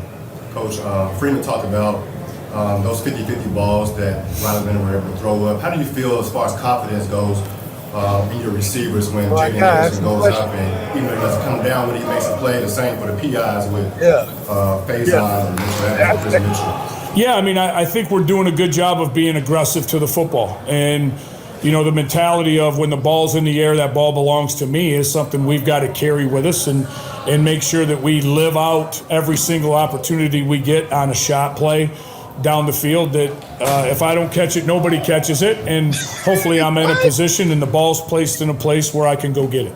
You know what took place last year against Louisville.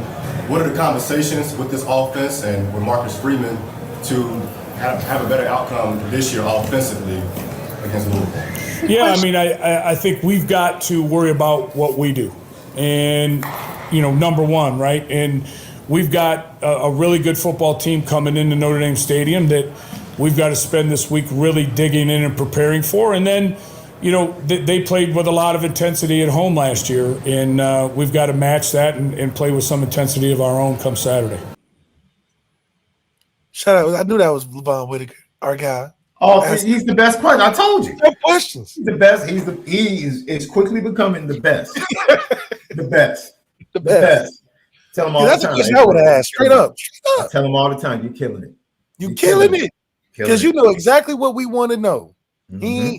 He ain't sugarcoating it. He said, you know what happened last year. So what we going to do to make it look better? How about that? Straight up. He said, you feel confident that he talking about throwing it up like that? He talking about underthrowing? You cool with that? Mm-hmm. I didn't necessarily like Denbrock's whole response because, like, every deep ball shouldn't be 50-50. If it's up there, we got to go win it. Because that's that makes life really hard. Now, come on now. We need to talk about some accuracy because most of them deep balls ain't even contested. Most of the deep balls are just either you're overthrowing it, you're underthrowing it, and you're making the defense have a chance at it. That's what it really talks. So, yeah, we got the mentality when it goes up, we got to come down with it. Absolutely. But every pass can't be like that now. Every pass, we can't be fighting in the air because you throwing it 50-50. I ain't never heard no coach talk like that before. Well, he went straight to it's the receiver's job to do. No. We have open plays that we just not even attempting. So it's hard to talk around what the real issue is without constantly saying he needs to be better. So that's where you get when it goes up, we got to come down with it. Yes, we agree with that. We need to have a aggressive mentality with the ball in the air, but the ball shouldn't be hanging in the air either. What about some lead passes? What about some passes that are thrown away from the defense where we have to have the talent to twist our bodies away from the, you know what I'm saying? Make it easier for the receivers. You're throwing it. That's the one thing I always tell my quarterbacks. Don't yell at them. You threw it. What you yelling at them for? You put the ball in a position where they either had a good chance of success rate or a bad chance of success rate. You throwing it out of bounds, I don't want to hear you talk about he ran the wrong route. You threw it out of bounds. I don't want to hear that he should have caught it when he's 6'5" and you leading him too much or you underthrowing it inside. I don't want to hear that. You threw it. Remember last what was it, 2 years with whoever Drew Pine, we had to make ESPN the number one play top 10 just to get a receiving touchdown against Navy. You remember that? We had Braden Lindsay reaching over my man's back. Reach over the man's back, pull it out of his back pocket. Most amazing play in the last 3 years. ESPN #1 play, not top 10, #1 play, just to get a touchdown. So we've seen us have the mentality of going up and get it. That's just built into the receivers right now because we're going to get it however we can get it. And that's a shame. Chris Mitchell like, dang, I got to do all that? I got a 4.2. I run a 4.2. Why I got to go 50-50 and do all this crazy stuff when I'm running past people? So that's a great question, LaVon Whitaker, because that needs to be known. Another thing, what's going to be different? He's absolutely right. We scored 17 last year. I would have went straight to that. Are we going to score more than 17? Forget all the what can we do, but are we going to score more than 17? Where is it going to come from? Facts. That's the next step for LaVon Whitaker. Just ask the straight question. We scored 17 last year in an embarrassing loss against an ACC team, and we 31-2 against ACC teams. How at home are we going to score more than that? Because it ain't about the defense. Defense is going to do their job. We are known already. We're leading the country in opposing quarterbacks completion percentage at 43%. You should win 99.99% of games. Mm-hmm. If your opposing quarterback is completing 43% of the passes, you should win 99.99% of the games. Because NFL, if you ain't completing around 66, you're losing. So if you're below 50 in college football, you should lose. What do you mean? And it'll even look like a better stat if we score more than 30. I'll tell you that. It would look like an immaculate stat if we scored over 30 a game. Because now you're talking about point margins. Now we go to Vegas. Yeah, I'm betting over. Because I know we're gonna hold them. And if we can score consistently, that's where the lure comes in. And like, man, we can be top 10 on both sides. Every week we seeing another DB flash. Every week. 1 week is Riley Leonard. 1 week is Leonard Moore. 1 week is Carson Hobbs. 1 week is Christian Gray. You already got the vets making plays. 1 week is Kennedy Urlacher. Our defense so straight. We just toss it in new and fresh guys, and they making plays off the rip. Brian Young, Kenny Urlacher, Jordan Clark. So that's how you know defense is straight. Because that's one of them teams or one of the units where you're like, man, if I get in there, I'm going to have my opportunity. That's true, especially in that back end. You know, if you're getting into the game under Mike Mickens, you're going to have an opportunity to make a play. Period. The ball going to come your way, period. What you going to do in that position, period. I can't say that for a receiver because Michael Gilbert should have had a couple touchdowns. That's Gilbert Arenas on the field. Any one-on-one, I'm giving it to him. Remember we saw the one-handed in spring and fall, and that was a freshman. K.K. Smith, one of the fastest receivers on the team. We have 9 legitimate receivers. Mike Brown probably being like, I don't know what to tell y'all because y'all doing what I'm asking.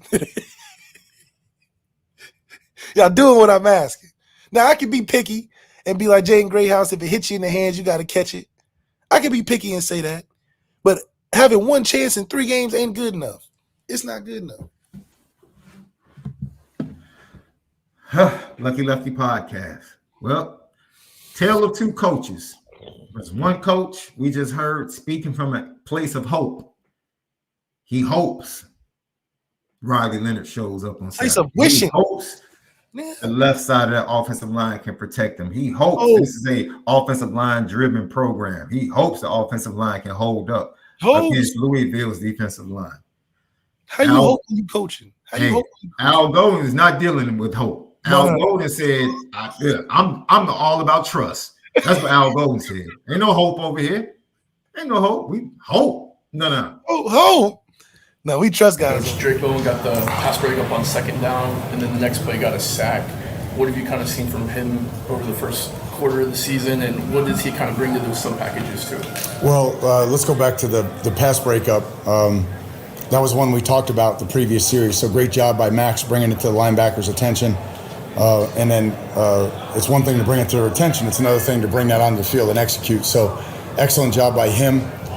Really 3 elements on that play. The pressure, the blitzer, and then Drake in the flat. So great job getting it on the ground. And then he came back the next play with a pressure sack. So again, did a nice job running through the quarterback. Didn't jump, didn't leave his feet, didn't do any of those things. Went right through him and got it on the ground. So again, good scheme by everybody on that play, good coverage, and obviously good finish by Drake.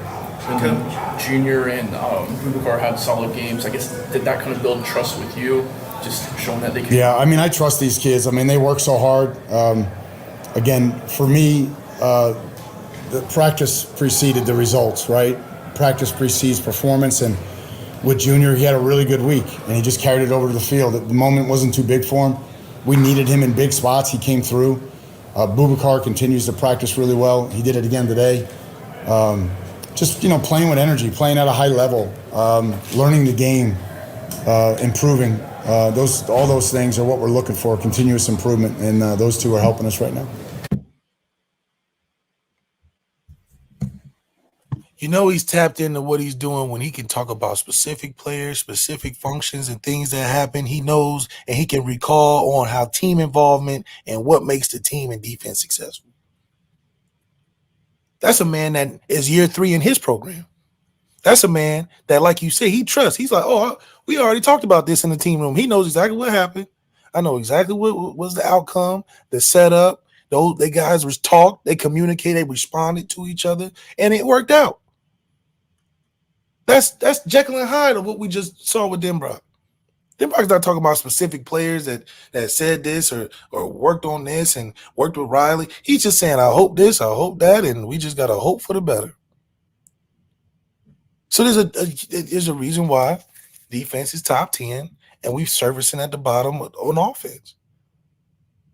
But I don't think it's something that DENBROCK isn't equipped to handle. I don't think it's something where DENBROCK allowed this to necessarily happen.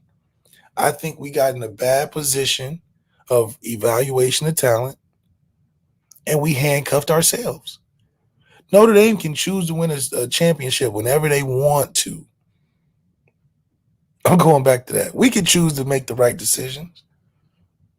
We can choose to do what we want with NIL and blow it out the water if we wanted to. We could have been chose to move on from this Riley decision a long time ago if we wanted to. But that's one of the things we face as a school. We think our way, hell or high water, is the best way to go. We don't like making adjustments where we have to be like, we were wrong, It's almost like we the biggest narcissists of college football. We like to tell everybody what's the right way and what to do and how to make this work. But then if we have to put egg on our own face, we're just going to ride it out. We're going to ride it out. We don't care what nobody say. Because we can't say, hey, man, we just misrecruited you. Hey, man, we gave you this 1.3 and we shouldn't have. we can't say that because we didn't do it last year. Hey, Sam, I know he was on a 3-game contract, but instead of owning up to us not making sure that happened, we're just going to go hard for you, make you a team captain, call you out last on senior day. We had you so boosted up. The team you came from was a little salty, like a jealous girlfriend. They like, wait, why are you treating our man like that? Because we can't sit there and be like, oh, we got a tier 4 guy. We convinced everybody he was the answer. He was really tier 4. He was really tier. We fooled y'all again. And we're only making it worse now because this is only the year after. We was cool with Jack because we talked about transition. Oh, this is transition season, guys. And we had success because it seemed like we let the team run the quarterback show. We let the team run the quarterback show Jack Cohn's year. Kelly did a good job with that because there wasn't no expectation. We start putting these unrealistic expectations on our quarterback transfers, thinking they're going to Band-aid the problem. Whole time realizing we've been developing guys. We got guys in the cut that's ready to go that we just not giving a chance to. So Notre Dame can choose and decide to win when they want to. We got enough money, enough resources, enough outreach, enough support, enough of the players around them to make them better. Everybody loves our coaches. Organizationally, we got to decide we want to win and be serious about it. Stop handcuffing ourselves. It's okay to make a mistake and be like, hey, we didn't do it the right way, but we can fix it. Don't die with the lie, baby. Don't do that. You ain't got the lie to kick it. You don't got a lie to kick it now, because You now got the lie to kick it. now y'all trying to be facetious and stuff. Talking about, I don't hear no boos. Okay, okay. We don't respond to the sentiment of the crowd. Okay, Bro, you, Gerard, Reggie, and O this week talking about no, we never got booed.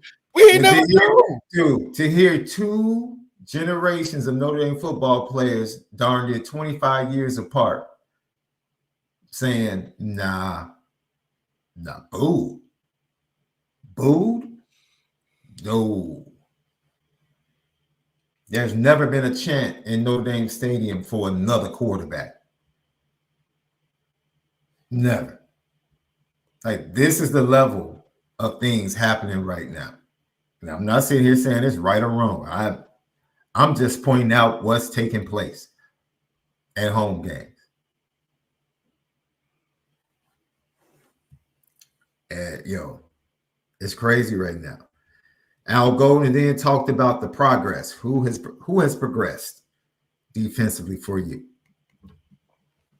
That's a deep question here. I don't know. There's so many guys that have, Donnie Heinisch, for example, has made a lot of progress. Jason Anye, coming off an injury the last 2 weeks, has grown up. So, you mentioned Junior already and Boubacar already. Obviously, Jaden Osbury's had a good, he's rolled summer camp into the season now, and he's just playing at a high level.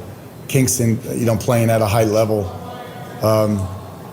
Leonard Moore getting better every day, just watching him grow as a player and his confidence on the back end.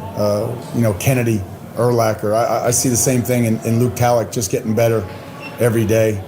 So, again, we're pushing a lot of those young guys because it's such a long season. Carson Hobbs and so many of those other guys just keep pushing, get better, and one day you'll get your opportunity.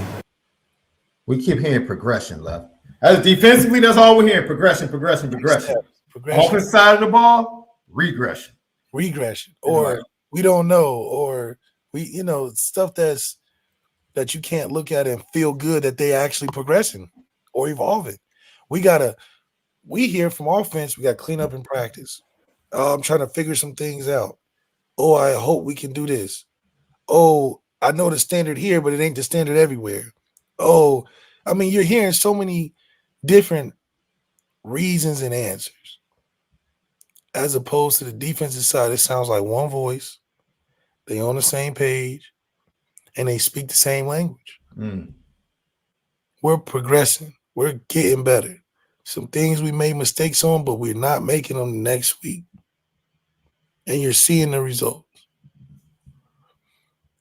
Even Marcus Freeman don't speak about defense much. He always answering offensive questions, but when he talks defensively, he says the same thing. We're thankful for what we have on defense. Like, what we talking about? Offensively, you come into a whole bunch of philosophical reasons and analytical issues that we're having with not having enough yards on third down or whatever the case. We need to play better, But that comes with some decision making, building a little bit more trust. We almost halfway in the season now. And we talking about we hope. I think a lot of that is because you start at summer camp instead of trusting what you did in the spring. This is summer camp issues we dealing with. Fall camp issues. Did you hear what he said? Let me point this out because this goes to what I've been saying. He said, Osbury is just continuing and is rolling over what he did in camp. Oh, right? great. Ladies and gentlemen, this Great. is what happens in sports. Yeah. What you see is what was going on. Yeah. So this, I don't know where this, they broke Riley Leonard. No, dog. What he was doing in camp. This is what he was doing. And DENBROCK told you back then. He said he is who he is. The stuff you seeing now, this ain't no surprise to me. He just had to say, he ain't say that part. He ain't say this ain't no surprise to me. What they thought, just like we did, he's coming back. He's rusty. He'll get better. We didn't cater. I don't think we did a good job offensively. No, they didn't. We've already established that. We've Yeah. already established that. But this isn't something that, game one, he showed up and all of a sudden he was lighting it up in camp and we don't know where this came from. No. No. No. Yeah, this is not he's just, no. He's exactly who he is at Duke. I had a conversation on Twitter. I said he's exactly what he was at Duke, except now being around better players, that stuff ain't gonna fly. And that stuff is more critically impacting to the success of offense because you're around people that are going to do their jobs. You went from doing everybody else's job and making everybody else look good that you forgot to do your own job when you got guys that are going to do their jobs. Mm-hmm. So you the one looking dysfunctional, not everybody else. Man, I'll never forget, bro. I was dating my wife. I think we were like 3 years in, bro. And my brother had just gotten his first girlfriend. Oh, nice. And we're at the crib, right? We're at the crib and we come down to the kitchen. And my brother's in there baking cookies. And he has steak in the oven. And we're like, oh, snap, you cooking dinner tonight? He's like, no, this is for my girlfriend and her mother. And so as a brother, I'm like, fam, you caking already? Like, what are you doing? It's his first one. He don't know. Right? I turn and my wife is looking at me and she says, you can learn something from him. Oh, no way.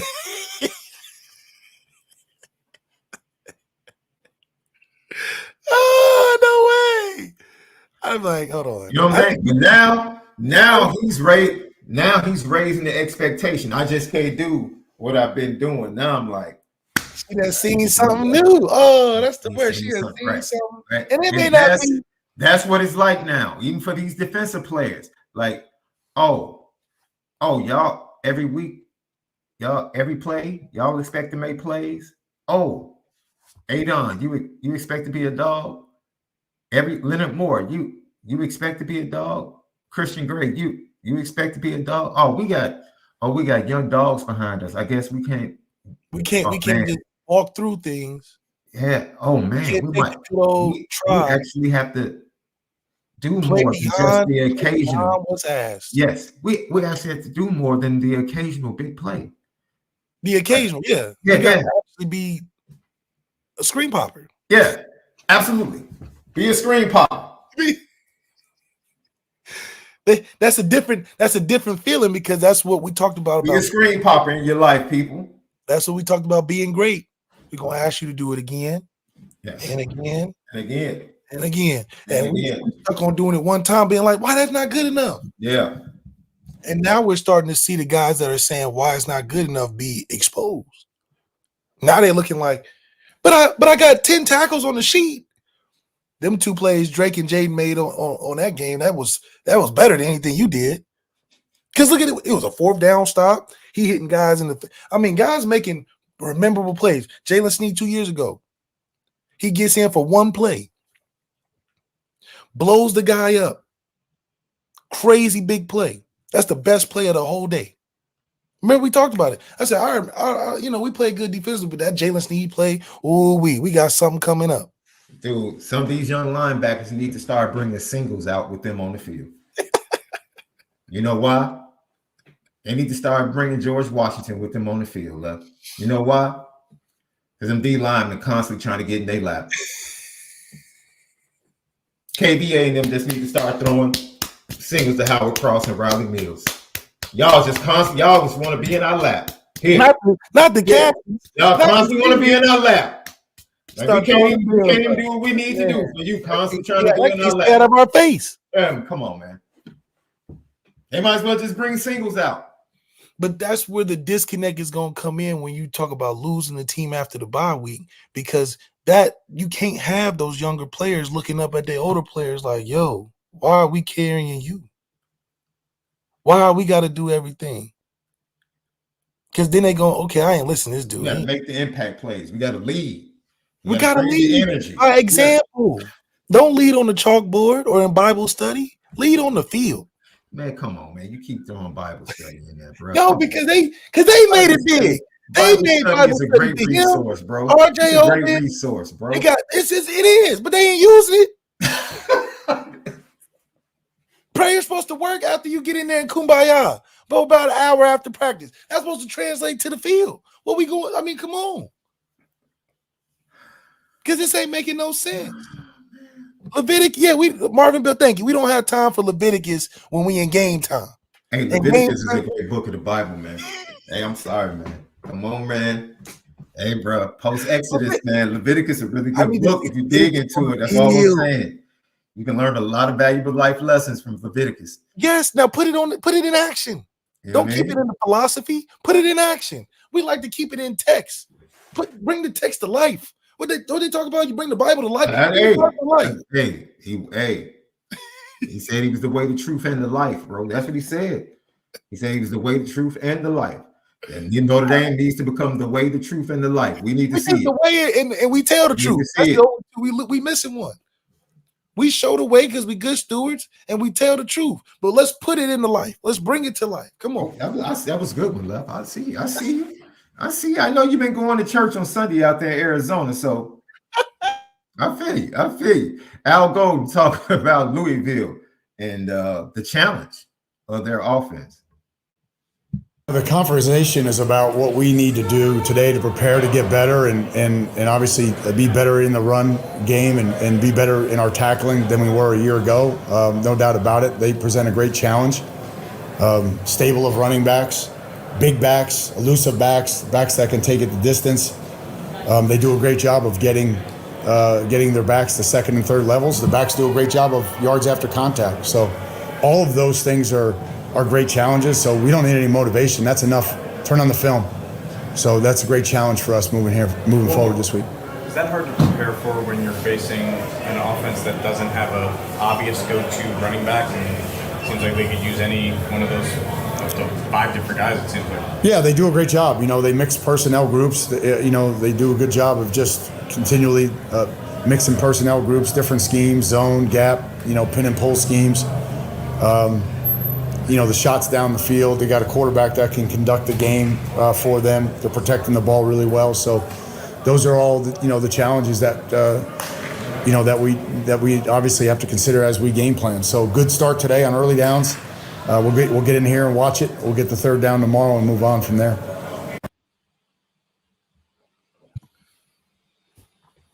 I like he's licking his chops. Al Golden he's been waiting. He's like, I've been waiting on these dudes. Yeah. I've been waiting on. He's like Jeff Brom got me last year. I didn't expect him to run speed option. We got out leveraged. But to be honest, a 17-point total. He's like, hold on. How much they scored? 20? What was it? No, I think at the end of the game, I forget the score. It wasn't a a one-score game in the third. It wasn't a lot. And then Marcus Freeman panicked on that fourth down in their territory. Don't do that. He panicked. Play to your defense and punt the ball, dog. You don't panic. Wait a minute. He's just taking it. He's trying to make a coaching risk. That happens sometimes. Bro. Play to your defense. Same thing tomorrow. Play to your defense, Marcus Freeman. Play to your defense. You're at home. You're going to hold them to 20, 21 points. Play to your defense and find a way to put 28 on the board. That's it. It's real simple. Just find a way. Hey, man. Find a way. I don't care how we do it. Jeremiah, 28 on the board. Say it again. Jeremiah Love had a good game against Louisville last year as a true freshman. He can get you 3, guys. He can get you 3 himself. He can get 3. If you can have a concerted effort to be like, he's our guy, forget anybody else right now. When he get him going, just like what? 2017, Kyron Williams. When Kyron Williams got going, okay, we can do other things. Mm-hmm. We feel comfortable. He made the quarterback's life comfortable. Oh, okay, it's getting tight. All right, split him out. Let's go one-on-one. Let's go one-on-one, run a slant with Kyron. Yeah. Kyron doing the same thing with the Rams right now. He making Stafford life really easy. Real easy. Because Stafford get under center like, okay, what way we running, guys? We go, okay, Kyron left, Kyron right. Then he do his job. Yeah. He throw it once or twice. We back to running it. Right. The Rams are a running team because of Kyron Williams. Yeah. With Just ran on the 49ers.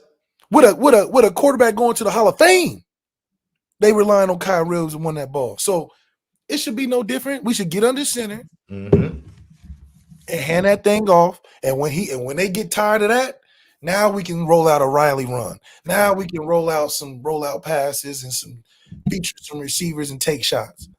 But until Louisville goes back on defense, when they come off the sideline, be like, hey, we gotta stop forward.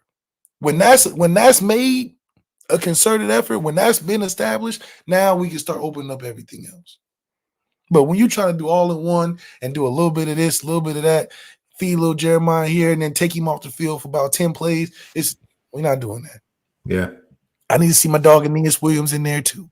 Mm-hmm. He getting 1 or 2 more carries every week. I like seeing it. Al Golden's like, dog, they ain't the only running back room that's got a bunch of running backs. What are you talking about? We work against that every day.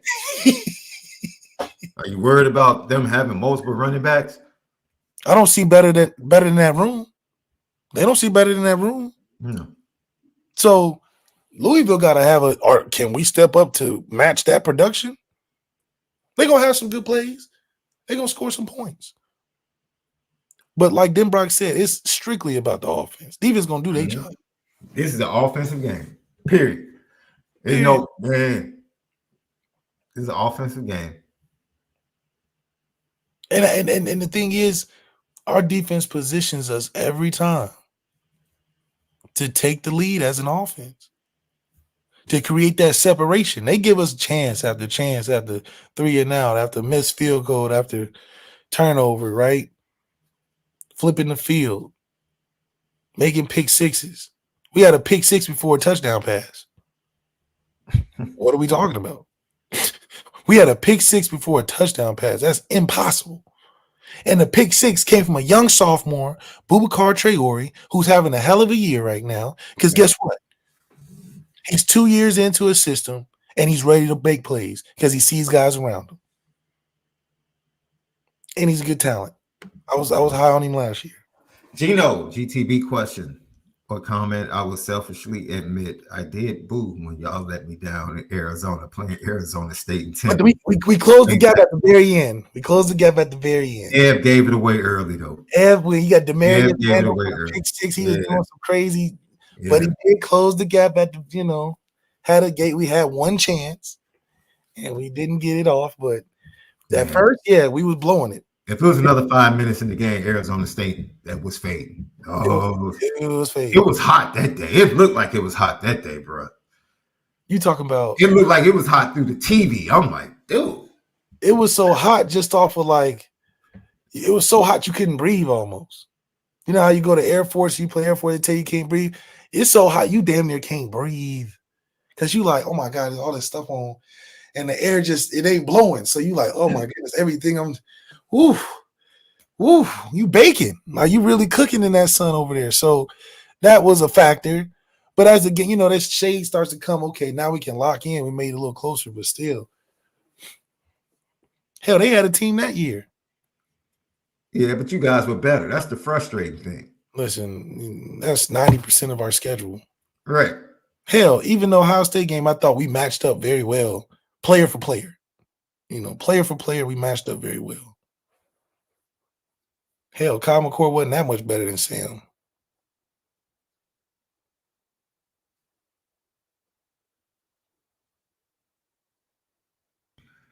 All right, Left. Before we get out of here, man, it's a great show. Thank you, everybody. Tapping in today. Don't forget patreon.com/Lucky Lefty Network, players only, and Lucky Legends, the podcast with our other great content. YouTube, subscribe, share, Lucky Lefty. Leave your comments and questions. We respond to all. TikTok, Twitter, X, Instagram at Lucky Lefty Pod, and then audio edibles each and every day over at Apple Podcasts and Spotify, courtesy of CFB Nation. So would you do the NIL transfer? How the UNLV quarterback is? If your son's playing quarterback right now, based upon what I've heard, substantiated, not what was reported, but what I've heard substantiated. Now you starting, you winning, you getting good film. I would listen to the agent because I would want to know, is there a landing spot? Because coaches are talking to other players now. But the agent's not gonna tell you where to go. No. You do your due diligence, because whether people want to admit it or not, coaches are calling people about the portal now. Yes, the portal opens in December. We heard all the crying about poaching last year. Absolutely. What is it, Nicolosi Fowler, Braden Nicolosi or something like that? 600,000 in the middle of the season to leave. Mm-hmm. Now we just get guys that are accepting it. All the story was before, he stayed because he's a good guy. He didn't take the money. Well, we got guys taking the money. Now it shouldn't be a problem. Ben Morrison was getting all types of calls. He just chose to stay. But hell, if Ben left, could we be mad at him? Mm-hmm. Yeah, I know we ain't tossing him no Lamborghini keys. I know we ain't putting him in the high-rise apartments next to Father Jenkins. I know we ain't doing that. So Deuce has a lot to think about. We're going to take care of him. But hey, are we taking care of him and his family and his cousins and his brother and sister? And them SEC schools will pull some magic out the hat. They done moved to his whole family from Hawaii. Whole family. Are we moving families? Are we changing families' life with NIL? That's the question we got to answer. The crazy part is we can do it. We can do any of that. South Bend got new development housing all over the place. So we'll see. Yeah, and for the running back to then jump in the portal too is like, okay. All right, UNLV. I don't think they're going to have the same success. No, my point is, this just points to the fact that UNLV, y'all lying. Obviously, something's happening, bro. Yeah, y'all lying over there. Live up to your words. That's it. Be a man. Be people of your word. Hell, Jaden Rashad left when they said they ain't giving him $13 million. Man, Tennessee stood on it. Josh Heupel stood on it. Nico, we got $8 million waiting on you, brother. Now Nico's playing up to it, so it ain't no that's hard. my point. It ain't no hard thing. So make a decision. Make a decision, right? He was like, yo, I'm going to ride with Joe Milton for a year, which what Notre Dame should have done last year. I'm going to ride with Sam for a year. However, we're moving on. We got Nico. We're going to develop him. That's it. This is the thing. Even though Brent Venables got it wrong, he did it right. He did it right. Yes, he did it right. Yes, he did. He got it wrong. He Dylan Gabriel, he was like, we appreciate you. Did what you did. We moving on to Jackson Arnold. Got it wrong. But Brent Venable said, all right, dog. He said, all right, dog. I can't ride with you, Jackson. I'm sorry. I gave you. But they're not killing him for it. They're not killing him. They're killing him for it. Because he won't. He just won't. He won't make a decision, bro. Yes. He won't make the decision and ride with it. Eventually, you're gonna have to ride with the future. Eventually, you're gonna have to put the weight of the program on your quarterback development. Eventually, how long? He's still a first-time guy. So eventually, he ain't getting no experience sitting behind a guy that's not gonna be there next year. And that cat Brent Venable was like, "Yo, I'm wrong. Yep, I messed up." And they didn't kill him for it. And he can live to see another day, and everything is okay. If this happens in a better way, he's gonna look like the hero for making a decision to help the team. And he took that freshman and said, "Come on in here." Yeah. Come on. And do something. Save us. Yeah, because I can't die this slow death. No. This right here? No. I'm not Die going this up slow like death. that. No, and Jackson Arnold might recover. And he might, because you know why? It was made early enough. Mm-hmm. He can go save himself somewhere else. He might save himself in Oklahoma.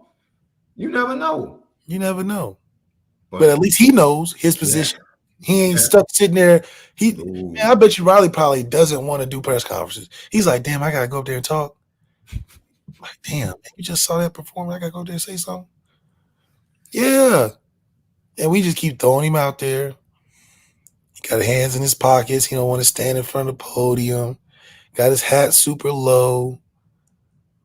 G Willie, gosh. Yeah, man. Ron Whitaker gonna ask some questions, just get his ass on the hot seat. Hey, I just texted him during the show just to reiterate, like, bro, you killing it. Put him on the hot seat. You killing it, bro. Because he's what we want to know. We don't want to know what the mindset of the team is. We don't want to know none of that. Ask how we gonna score more than 17? Man, how we gonna make up for this embarrassing loss last year? Great questions. He said, "You saw what happened." We might have to get L Dub on the show during the bye week. What he said? He told Denver. He said, "You saw what happened last year." He said, "You watched the film. You saw what happened. What we gonna do different? Because we can't have last year's performance." No, cannot, won't work. Can't win with him. Mike Singletary can't do it. Can't do it. Can't do it. Hey, man. We haven't done this in a long time. But you know what? You know what? Let me go ahead and do it. I haven't done it in a long time, boy, but it's deserving today. Ooh-wee. Ooh-wee.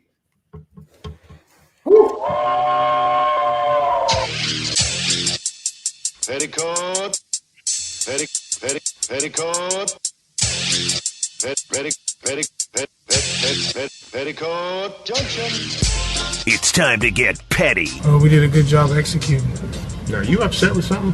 And fire up the Petticoat Junction train. I just don't like you. You don't? No. What is today's petty historic? Petty Junction.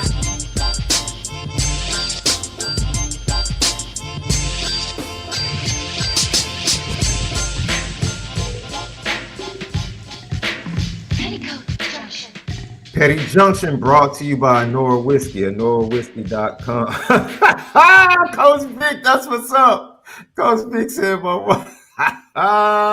There we go. He said my wife is excited the Petty train is back. Yeah, dude, we're gonna get back to it. Petty Junction, Petty train brought to you by ONORA Whiskey. Upside. Hey, Cardi B, let me tell you something. Oh man, yeah. Cardi, hey. Nobody wins when you do this, Cardi. No, I ain't saying that. I try to tell dudes all the time, hey man, you can do all the dirt you want, but you're not gonna outdo a female. You're not, boy. You're not gonna outdo a female. Never. And boy, she don't have to say much to get you in the wrong spot. R.I.P. Miss them nights with Takeoff. Boy, that hurt. If you can act hard all you want, Offset. You can act hard all you want.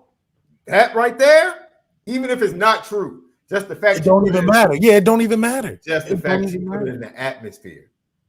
Just the fact that she put it in the atmosphere. Can't even.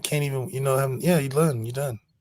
Because that's what I was gonna say. I was saying that it don't make none of them look good with her doing that. But if she get to that point, he has nothing to recover from. You're done. No, it's over with. No, bruh. It's so sad. I saw that. Now I would say in respect to Offset, he can't be that bad because he got 3 kids with you. So as lame and all that you saying, that's bitterness. Yeah, you can't. And him talking as well. That's bitterness and him talking and moving the way he's moving. Yeah, like dude, you all right? That's what we doing. Yeah. I tried to let this kind of dissolve on his own, but now you're out here trying to clown. Okay, I got something for you. She said them nights, not one night. So I missed them nights. What do you do in that situation? You just gotta let her do it, and you can't even say nothing. You just gotta Hey, what is he going to do? Yeah, you can't. I'm just saying you can't even address it for real. You gotta be like, yeah, all right. Yeah, all right. Just all right. Yeah, just take that one on the chin, my brother. Take that one on the chin, man. She's talking too much now. She ain't said a lot of stuff where it's like, okay, bro. all right. Look, man. A tree is known by the fruit it bears, bro. You sowed that seed, bro. He sowed it. She said in the first sentence, dog, you've been doing this for years. Acting a fool, embarrassing me year after year after year. She had time yesterday. And let me tell you something. What you gonna do with that, man? All of these goofies, you're goofies. I'm sorry. All these content creators, Mav Hoffa, you're a goofy. You're a goofy, bro. Well, what he do? You're a goofy. All these people out here trying to make light of a situation where people's lives were ruined. People trying to defend. Oh, did he? Yes, dude. Like people trying to defend, trying to make Cassie out to be a bad person. Man, let me tell you something, bro. I don't care how many records this dude has sold. I don't care how many influences, lives he's influenced. I don't care what he meant to the hip hop culture. He's a monster. He's a monster. The moment I saw that dude kick a young lady and drag her, he became less of a man to me. I don't care how many records he sold. And I'm not talking about, I don't get into domestic disputes with people. Arguments, who started what, did this, did that. But I can tell you, but as a man, I can tell you what I'm not going to do. I can tell you that. I can tell you that. I don't care what the argument was. I don't care what she did. I don't care if she was spending time with Kid Cudi. I don't care. I don't care. Every young man that I've met, I let him know. I haven't touched her, so you don't have the right to touch her. And it's been situations. You gotta let it go. Never spanked. No, you just don't win. No, you just never win those situations. There's no way to win. I was like, dude, don't do it. Don't you do it. What they always gonna say, you should just walk away. And that's the universal answer that they're gonna give you all the time. You should just walked away. Dude. But no, we know it's situations, bro. We know it's situations where it's like, all right, cats have to protect themselves. That's why I don't get into that. Yeah, it's because the lines always blurred a little bit, but then you never look good either way it go. As a guy, you just it's just even if you in the right, you don't look right. Even and in this is not, they just singling out. Man, look, bro. I'm sure it's got some deep stuff to it, but yeah, but he opened himself. He opened himself to that. The FBI knew what they was doing when they released that tape. Period. They're doing what they're supposed to do. It helps their case. It changes the entire narrative. Like, we're not gonna let you look good in this. We're gonna let you show this little tape, and that's all we need. Now we got all rolling on you. It's over with. It's crazy. And you get all these influencers laughing. Like, dude, 1,000 bottles of baby oil is not funny. And it wasn't even bad. They said it What wasn't. they do? Did they sit there and count them one by one? No, fool. When you buy in bulk, they say on the box 8 count, 12 count, 20 count. If you know how to multiply, like most people do, maybe you don't. It's easy to find out how many bottles exist. That's just a ridiculous thing. It's just stupid, man. Just embarrassing yourself. Yeah, it's one of these situations you gotta wait. You gotta wait till everything come out before you just start talking about it. Because I don't have to look, man. And I don't tell anybody. I haven't listened to an R. Kelly song in years, bro. In years. No, because I don't respect that dude. I don't. You don't separate the music from the person. No, I don't want any of that. That's just me. I don't want any of that, and it has nothing. I can sit and have a conversation. No, wait. Same thing, bro. You don't listen to Michael Jackson no more? I don't really rock with Mike like that. Wow. Okay. I don't. I see I really take priority. My ear gates matter to me, bro. When I find out that that's the type of person you are, when I find out, So that's the key, because it's a lot of people out there that A lot could of be doing speculations. things. It's a lot of people. People could be doing a lot of things. Oh, but then that means you ain't rocking with Usher neither. Dude, I'm waiting to see, bro. We better lose half the catalog, man. See, my life is gonna be okay. Yes, your life is gonna be okay. My life is gonna be. It's going to be okay. That's right. You know, man, my life is going to be okay, bro. It's going to be okay.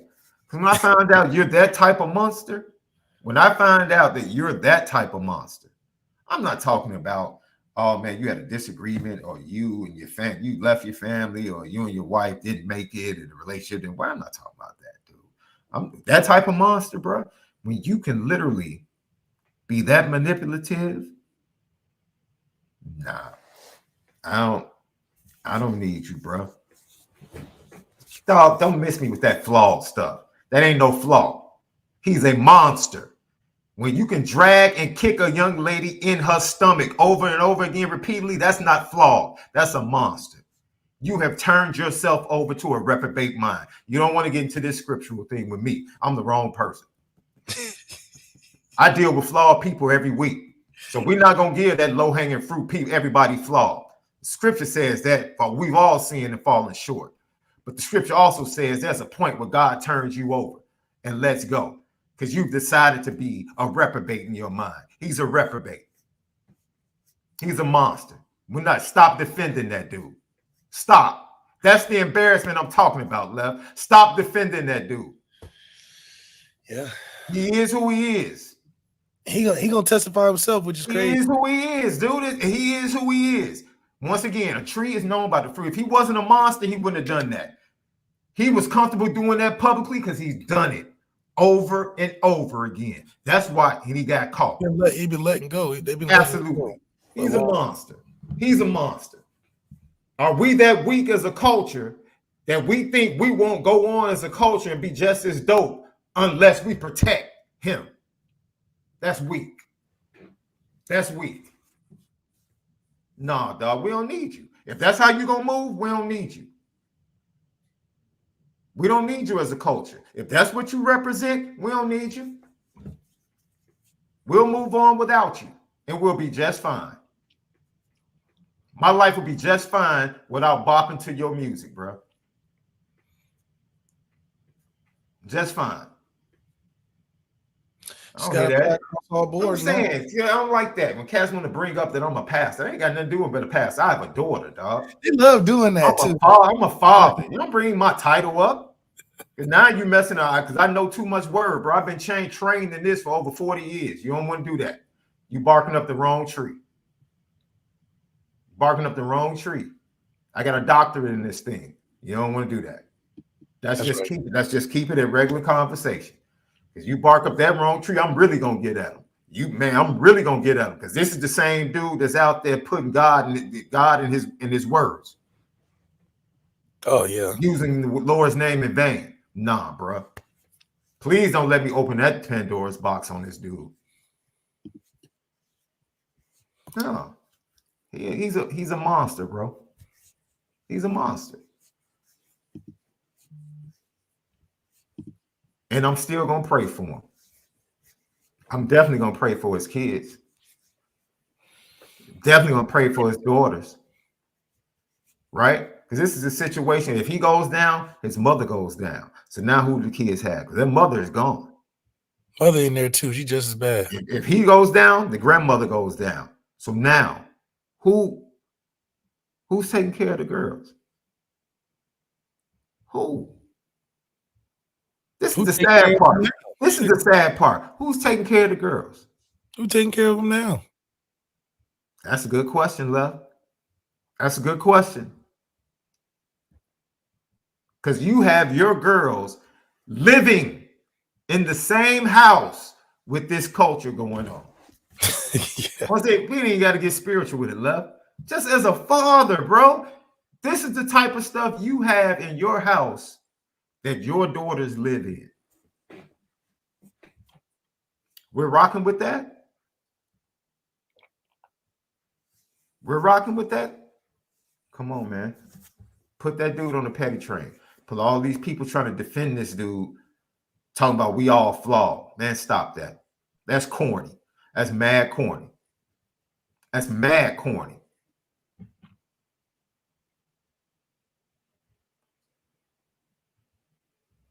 That's corny, bro.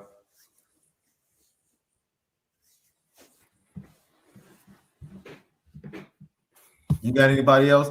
That dude, when I saw that, I was like, bro. Yeah, it was crazy. That's just a crazy dude, situation. The cat's up here laughing about this situation. It's not a laughing matter, man. It's only getting worse by the day. The more it's not a laughing matter. Like, damn. It's just not a laughing matter, man. It's just not. But it also shows that a lot of people stood by and let it happen. I mean, I think this is everybody's kind of hand in guilt. Did the same thing. People in Chicago stood by and let it happen for years. It was happening. It was literally happening when I was in high school, Left. When I was in high school, the R. Kelly stuff was happening. Damn. And we knew about it. Damn. And the culture protected him. The culture protected him. I guess he was flawed too. Damn, and Bill Cosby too. I don't know if Bill did it though. I can tell this story now. Because Bill's from Chicago, right? My father had to have R. Kelly escorted out of our church at a concert because he had his dudes walking around the church looking at young girls at a concert. My father put him out. Y'all got to go. It was recruiting in the church? Recruiting. It was a concert. It was a gospel concert. So it wasn't a church event. They were just using the facility. But security made light, yo, they're walking around here talking to the young girls coming back and forth from the restroom or they're in the hallway. Yeah. He put them out. And it was an argument, debate in the hallway. My pops was like, man, y'all got to go. Hey, what are y'all doing? Y'all ain't doing that crap here. This man is at a gospel concert, but this is how he's operating. The culture protected that dude. And now the culture's standing up to try and protect it. Man, what are we protecting? What are we protecting? Yeah. What are we protecting? Some music?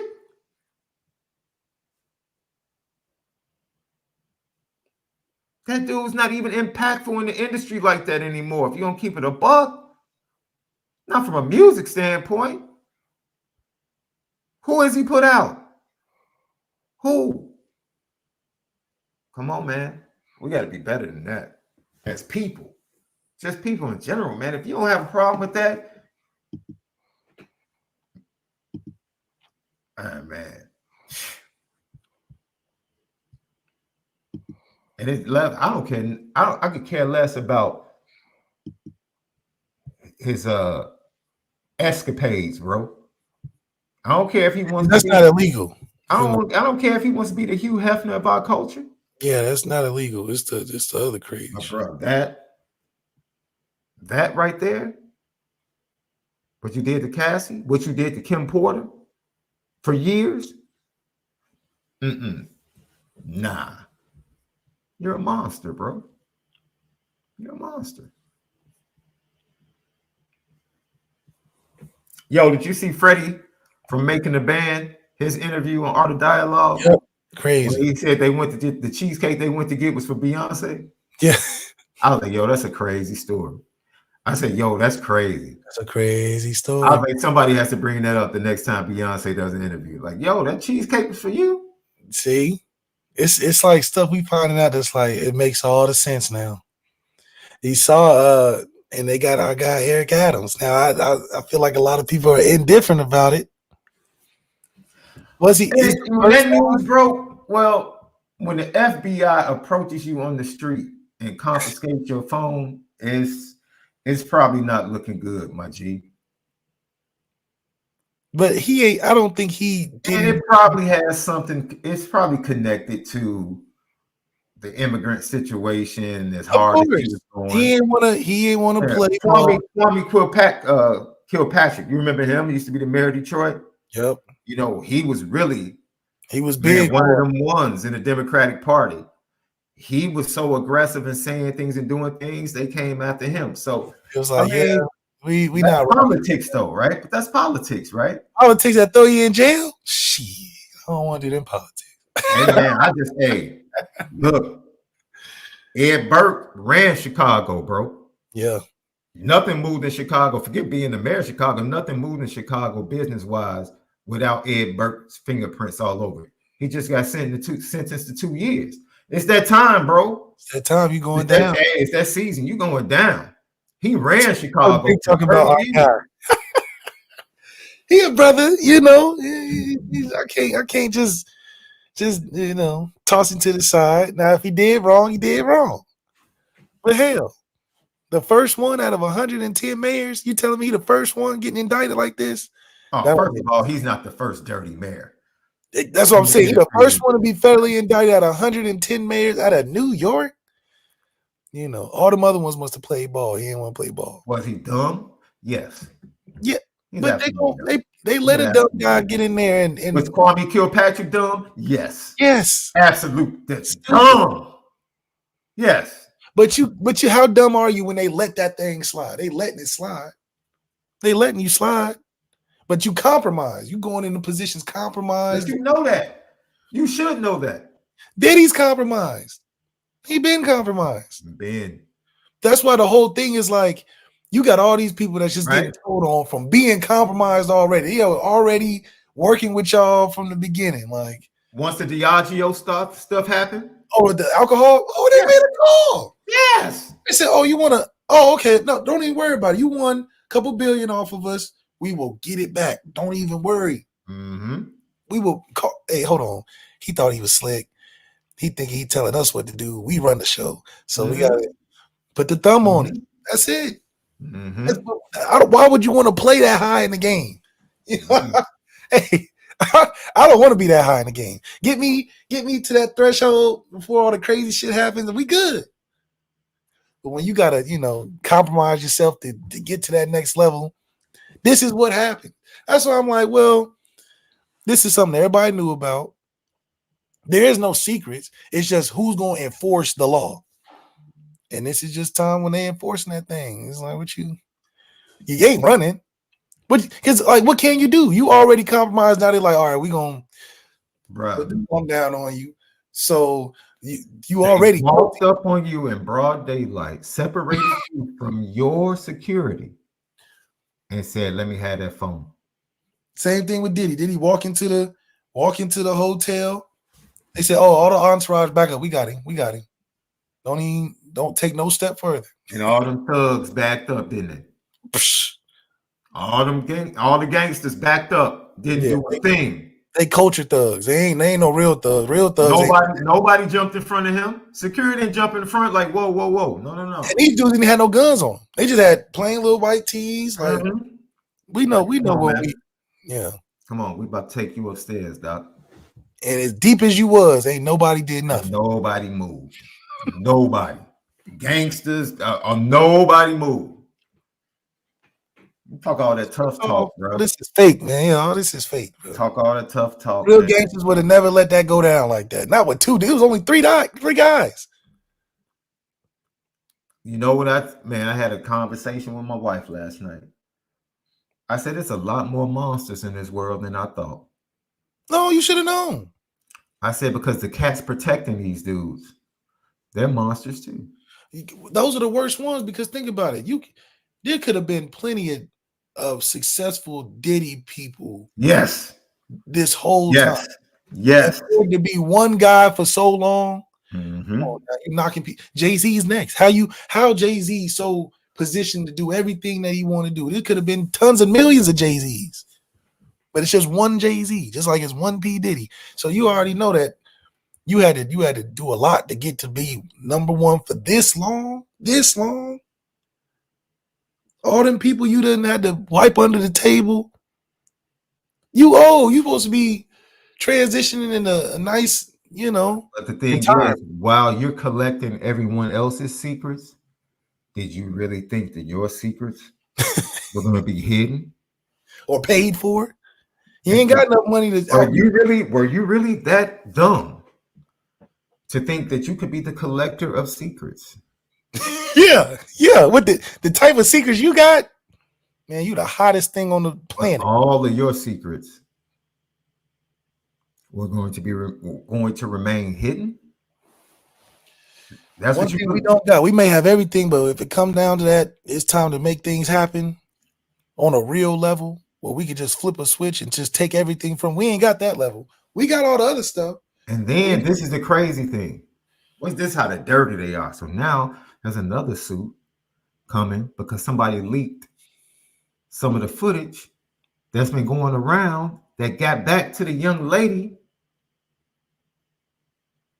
that was assaulted not only by Diddy, but Diddy and his bodyguard. Yep. And the video's out there.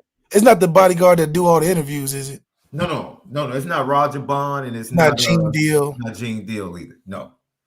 But still, there's gonna be if the Cassie thing got settled in 10 days. Oh, that leaking. There's gonna be so many lawsuits. Yes, ladies and gentlemen, the FBI is leaking all the footage. All this stuff is coming from them. Yes, like we just gonna make our case nice and a slam dunk. That's why they don't lose, because they know how to win public approval. They can do whatever they want, gather any information, tap into anything they want to. They have the unlimited power to get you. So it's like you can't beat that. You cannot beat that. Man, look, I'm here to tell you, bro. Ladies and gentlemen, my parents told me a long time, son, there's no such thing as secrets, bro. No. No such thing.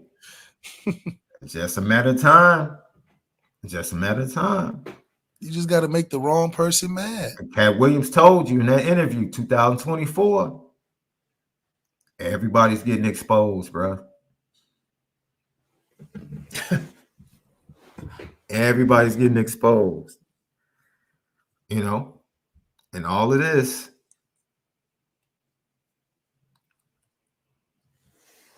it's sad, man. But my suggestion and my prayer is that we